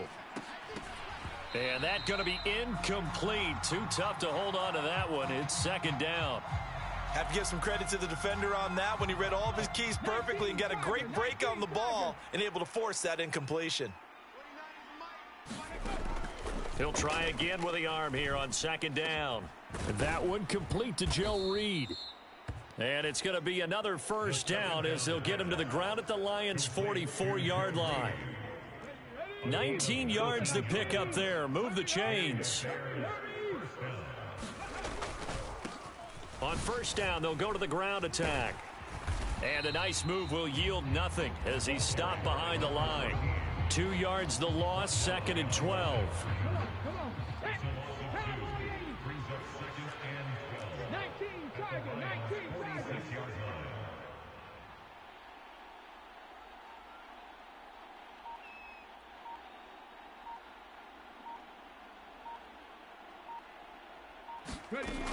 They'll drop to throw.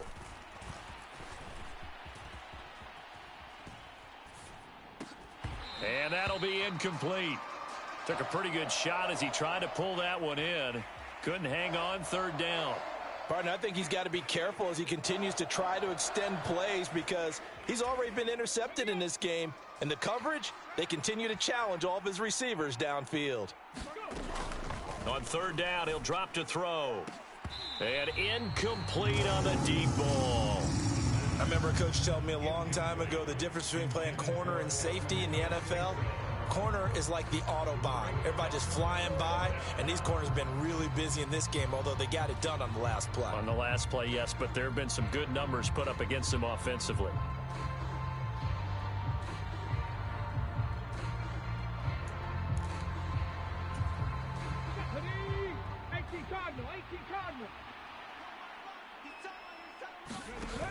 The play action fake. They'll look to throw.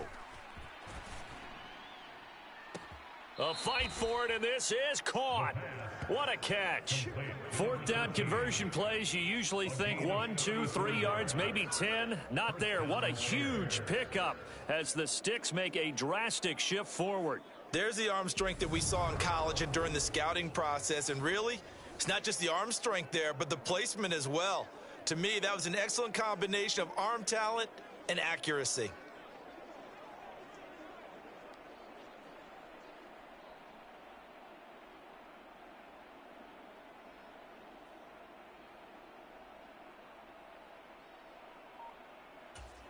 Plenty of shouts from this crowd as they watch the replay. They want a challenge, and they're going to get one.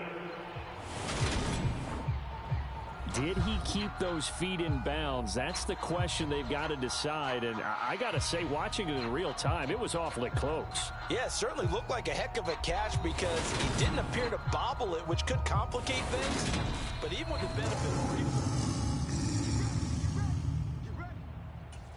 Let's go now. Bronco 80.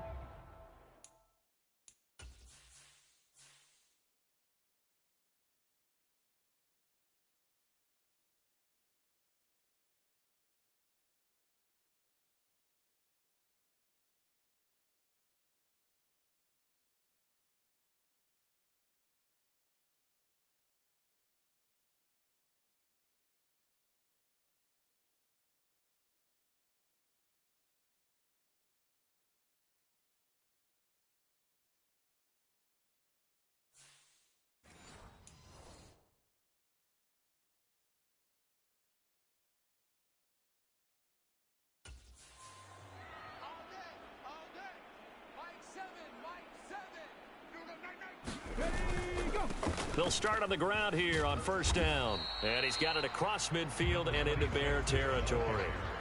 A solid run on first down. Gain of 7 leaves them with a 2nd and 3. Well, no matter how they phrase it, staying on schedule, staying ahead of the sticks, whatever you want to call it, 7 yards on first down, that fits the bill.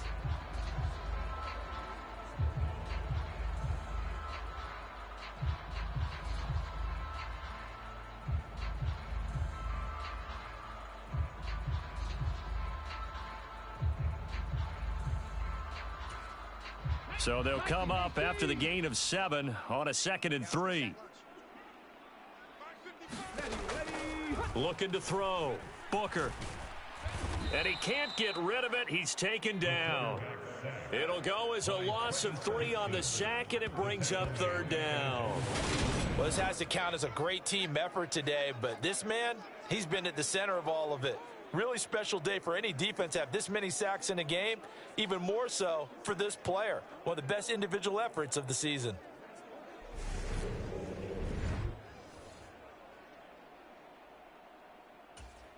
This offense in desperate need of a conversion as they come up on 3rd down. Back to throw. Booker.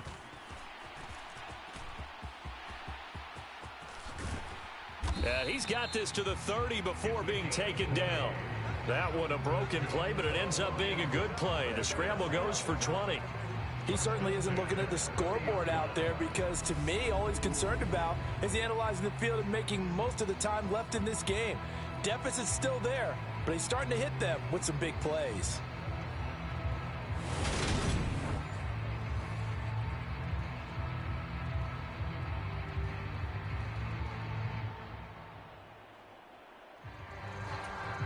So into Bear territory now. This is 1st and 10 at the 30-yard line.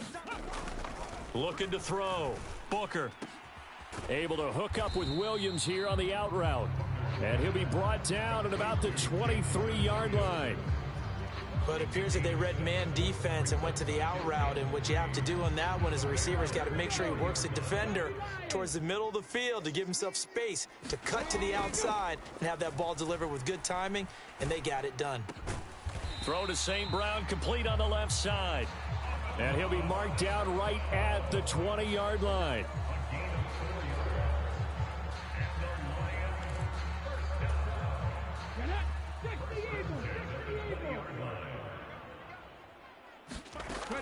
From the red zone now, they'll look to throw. He'll buy some time right. It won't be a sack, but it's no gain, and it brings up 2nd down. He certainly did his best to find something on that run, but there just wasn't enough time to make it happen. Nice effort there, avoiding the sack and getting back to the line of scrimmage. That one certainly could have ended up worse. Now he'll look to throw here on 2nd and 10. And they work this near the 5. He'll be stopped at the 6. Second catch for him today, and it'll wind up a 1st down.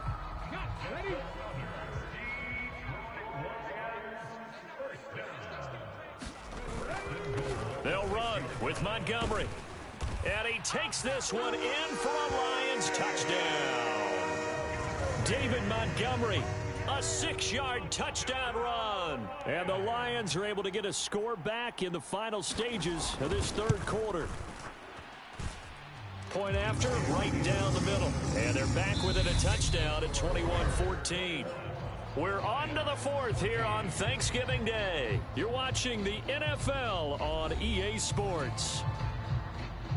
Here are the Lions now as they line up and kick this one away. This taken in at the goal line. And he'll be stopped right around where he would have been had he gone down to a knee, maybe a yard shy of there at the 24. The Bears offense now getting ready to take over. They've been asleep for a little while on this side of the football, Charles, and the score is just a 1-score game now. Haven't had any points this half. What gives? Let's go old school here. All right, let's get back to the basics. Get back to running the football, high percentage throws. Find the guys that eat pressure and make plays for you and make sure they touch it. Here's a 2nd and 7. Eluding the pressure right. And, he's unable to hold on to that defensively. A potential game changer, but it falls incomplete. The Bears on third down. They've been good, 3 for 4 thus far. This is 3rd and 7. And under the Lions' pressure, he's brought down. Aiden Hutchinson. He's the culprit, and that is now his 13th sack of the season as his great year continues. Well, I think that time he just maybe held on to it a little too long, CD, because after a couple of seconds in this league, you know those defenders are coming. And how many times do we talk about complementary football? And we're usually talking about, does the offense help the defense? Does the defense help the offense? I think in this case, does the quarterback help out his offensive line? You only have a certain amount of time to get rid of the football. They can only do so much. On this play, he took them to the limits. The Bears tried it on 4th down, unable to convert. And boy, possession here turns over with the football already being in the red zone. Throwing to start the drive. Booker over the middle, complete. That's Mitchell. And the Lions are going to have a first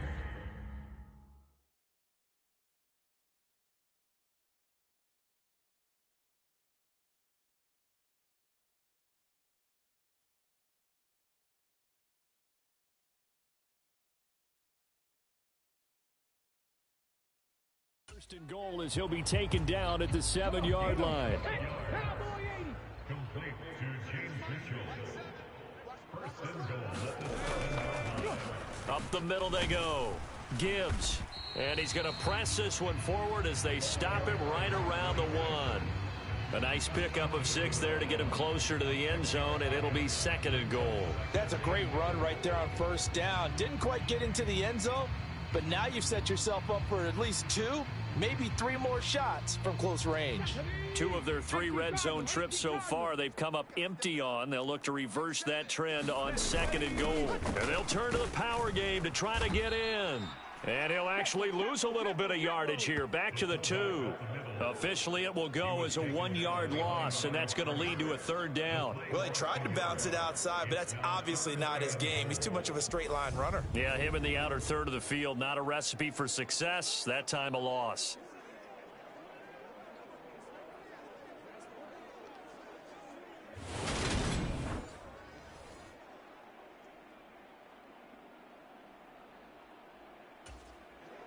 A lot of tired bodies on that field, but this is a big play, 3rd and goal. They'll let the fullback try and take him home. And they'll get him down just shy of the goal line at about the 1. He needed 3, he got 2. Now that'll set up an interesting situation here on 4th and a yard. They'll try and run. Hammering for the goal line. He loses the football. And the offense will recover, but it won't make much difference here. This will still be a turnover on downs. They're turned away on 4th and goal.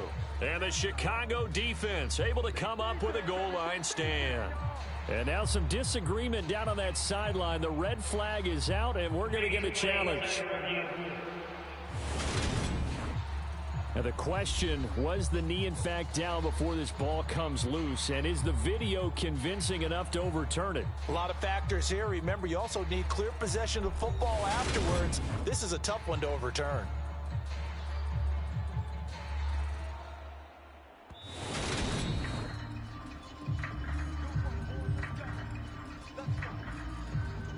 After reviewing the play, ruling on the field is reversed. At the line, prepping for their next drive, the Bears offense. And with that last touchdown, I mean, we're set up for a good finish here. Some things to consider, Charles. Obviously, it's a very close game. You're in the 4th quarter. Defensively, they've got all 3 timeouts in their back pocket. So the chess match really ramps up, doesn't it? Because in these situations, what do? Do you run the ball and kill the clock here? Or do you try and bury them with another score? And how about defensively? Do you use your timeouts at the earliest opportunity? Or wait till you hit the 2-minute warning? So there's a lot going into this one. Let's see how each side goes about their strategy. 4th quarter, down to the final 2 minutes, and we've got a 1-score game. So the Bears with the football here as we welcome you back. They've got a 1st and 10 as they look to try and finish this one off. And not totally home free yet, but it's looking good as they come up 1st and 10.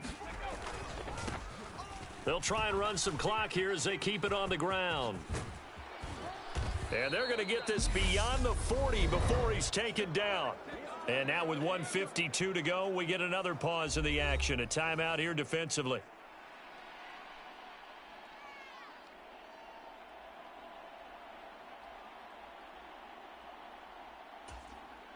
So signs of life in what's been a dormant offense in this second half. Here's 1st and 10. 46, boys, 46. 46 to Mike. Let's go, defense. Let's get out the field, defense.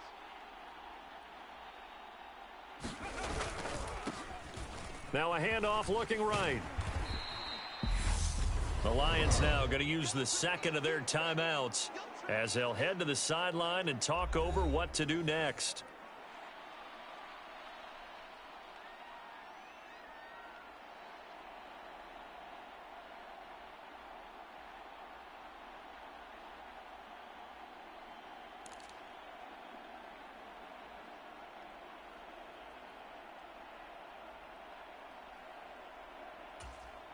So 2nd and 9, and you'd have to figure just about all 11 probably crashing the line here.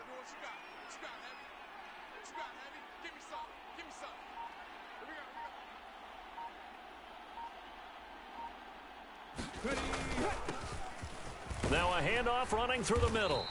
And he'll take this one up close to about the 45. Now the defense will burn their 3rd and final timeout as they'll head to the sideline and talk over what to do next.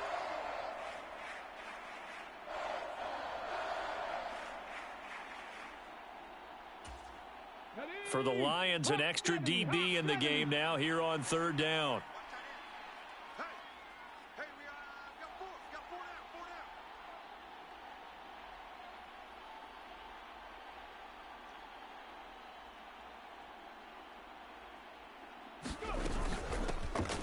And they'll run on the inside handoff. And they get him down about 2 yards shy of the line to gain. A 3rd down pickup of 5. A 5-yard pickup. It's now 4th down.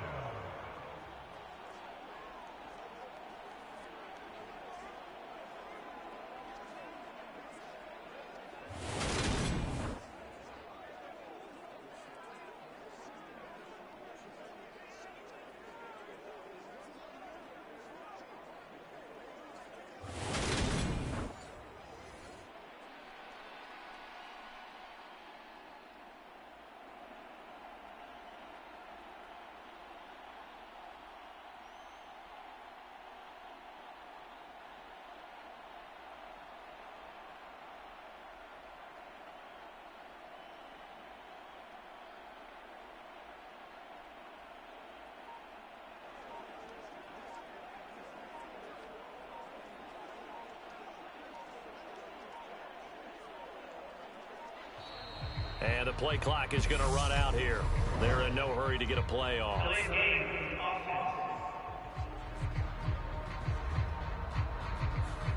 Play clock hit 0. Don't know what went wrong there, Charles, but it's going to cost them 5 yards. Has to be some organization from the sideline. Sometimes when you're trying to decide on what play to send in, the play caller has to move a little bit faster.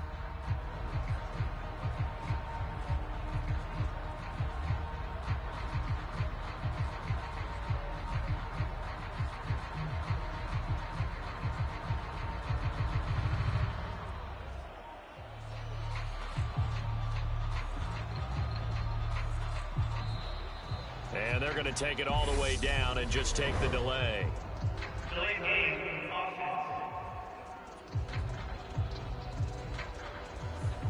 So a penalty that can frustrate a coach so much, a mental error, and it'll back him up 5 yards.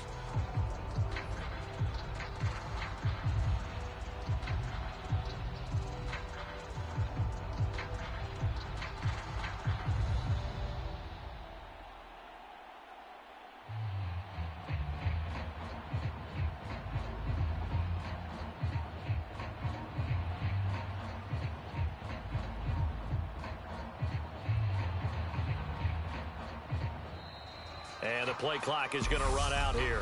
They're in no hurry to get a play off.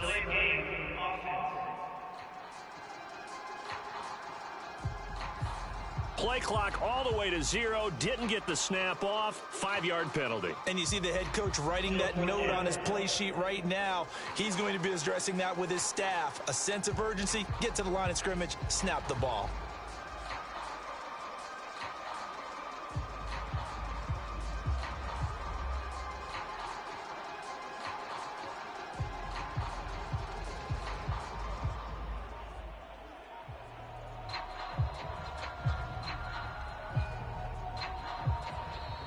And they're going to take it all the way down and just take the delay.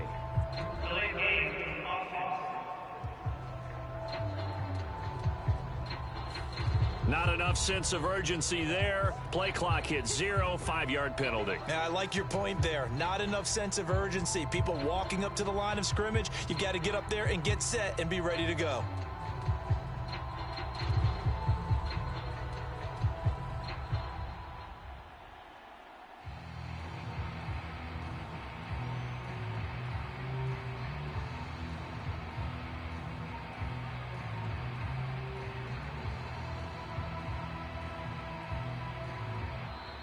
And the play clock is going to run out here. They're in no hurry to get a play off.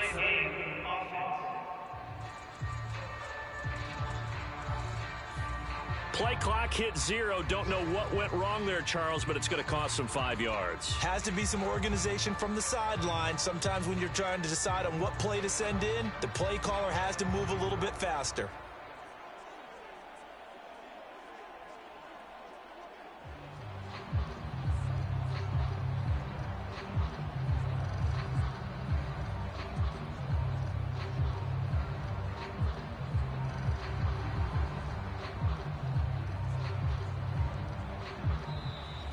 And they're going to take it all the way down and just take the delay.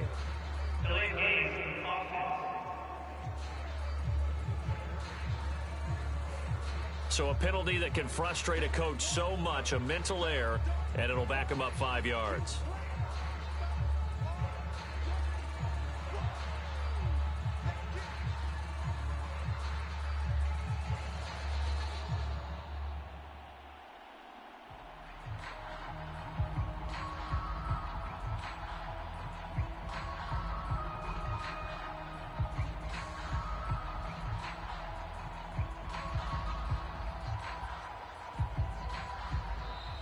And the play clock is going to run out here. They're in no hurry to get a play off.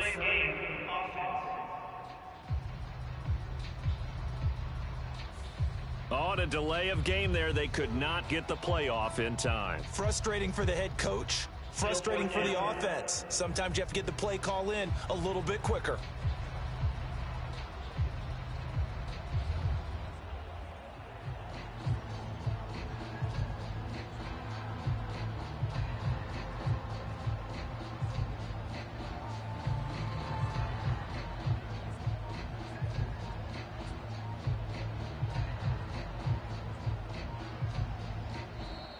And they're going to take it all the way down and just take the delay.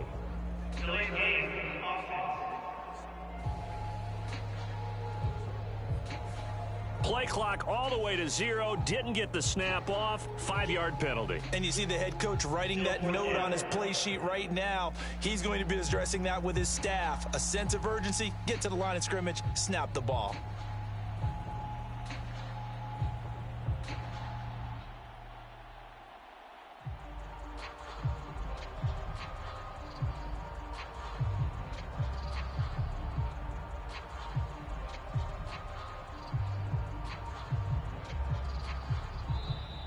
And the play clock is going to run out here. They're in no hurry to get a play off.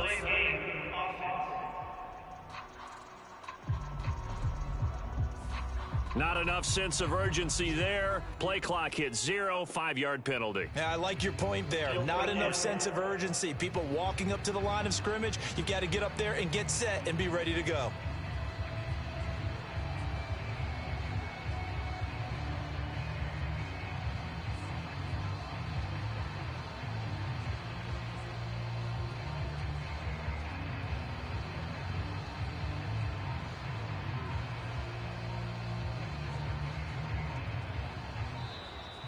And they're going to take it all the way down and just take the delay.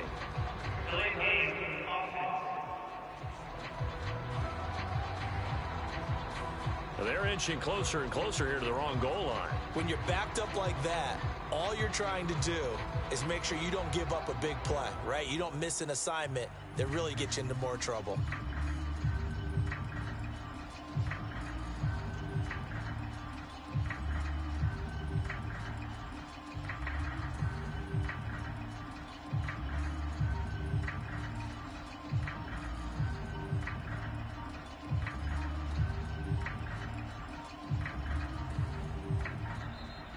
And the play clock is going to run out here. They're in no hurry to get a play off. Delay game, offense.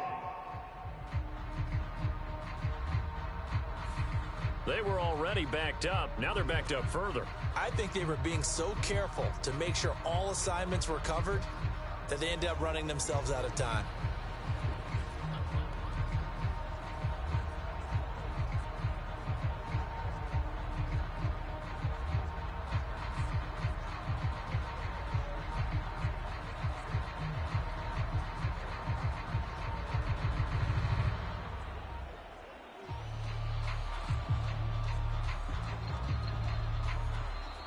And they're going to take it all the way down and just take the delay. Delay game, offense. And they just did not get the snap away in time.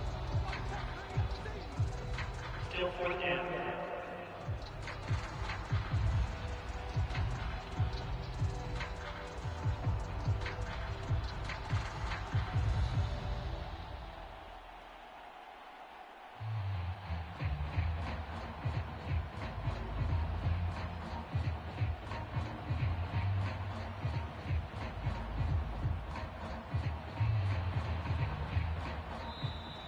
And the play clock is going to run out here. They're in no hurry to get a play off. Delay game, offense. So offense moving a little too slow there, could not get set, and they get the penalty.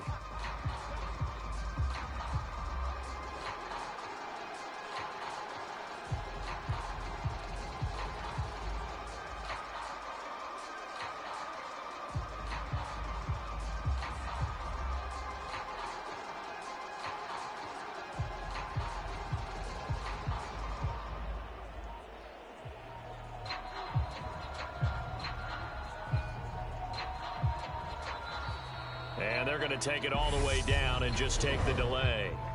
Delay game, offense. Now the play clock hits 0 here, and we're going to get a delay.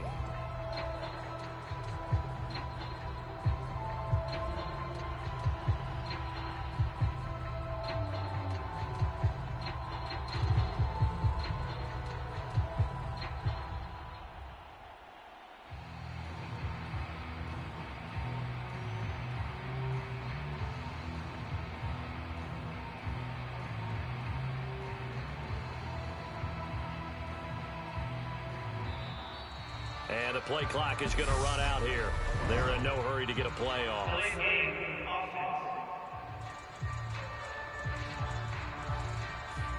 Now flags, and we're going to get a delay of game.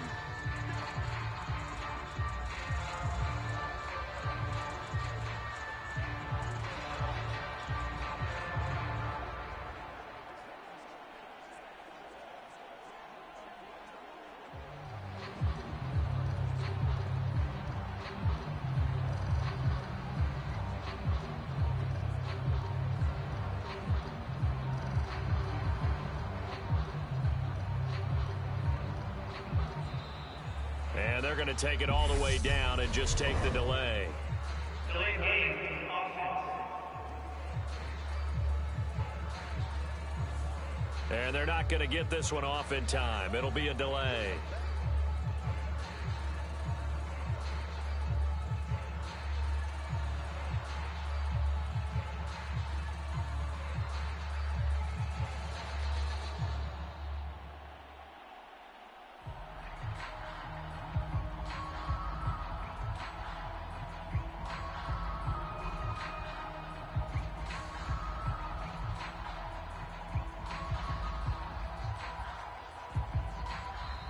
And the play clock is going to run out here. They're in no hurry to get a play off.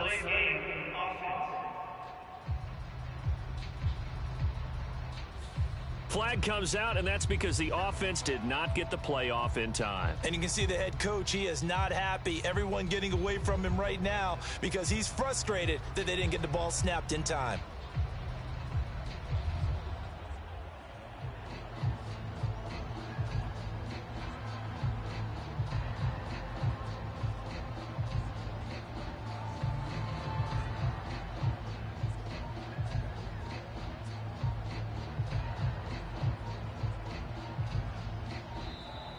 And they're going to take it all the way down and just take the delay.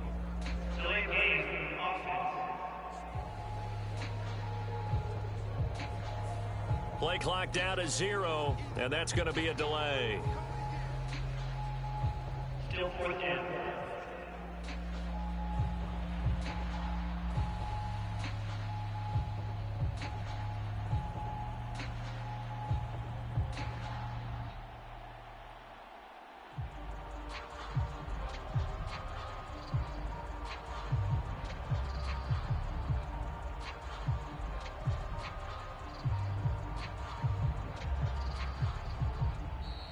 And the play clock is going to run out here.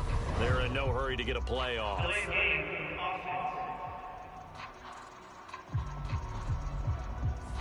On a delay of game there, they could not get the playoff in time. Frustrating for the head coach, frustrating for the offense. Sometimes you have to get the play call in a little bit quicker.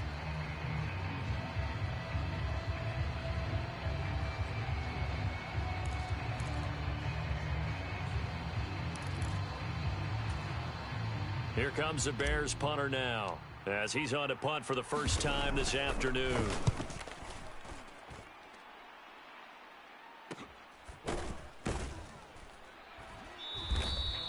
It'll be a 39-yard punt, no return. And the Lions will have excellent field position here as they take over 1st and 10. So now the Lions down 21-14, and time a huge factor. How will this thing pan out? We'll watch as they come up.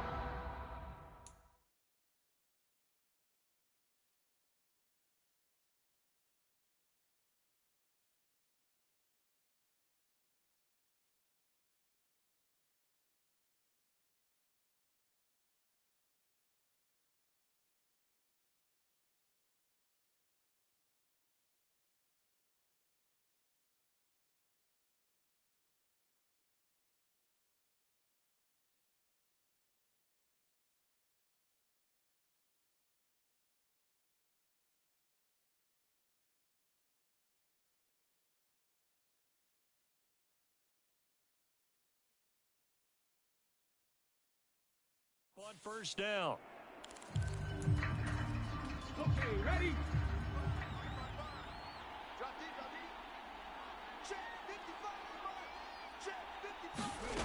They'll look to throw. Steps away to his left. And he'll be brought down just shy of the 40. The Lions need to move. They're hustling to the line now. Back to throw. Oh, no, he lost the football. But this will get out of bounds, so possession will stay the same. Thankfully for the offense, a fortuitous bounce there on the fumble goes out of bounds because they're down here in the red zone. You don't want to lose one there. You don't want to lose one, and the best part, because it went out of bounds, they retain possession, still have an opportunity to put points on the board. 60 vices, 60 vices. Back to throw. Flush to his right. And he slides to a halt inside the 10. Partner, what a finish to this one. I mean, this offense, they had it down there inside the red zone, but ultimately couldn't execute that final snap to find the end zone. Yeah, and they're going to walk away from this one, and you know what's going to go through their heads the entire time until they get to play again. If we could only have that final snap to do over one more time, maybe with a different play call.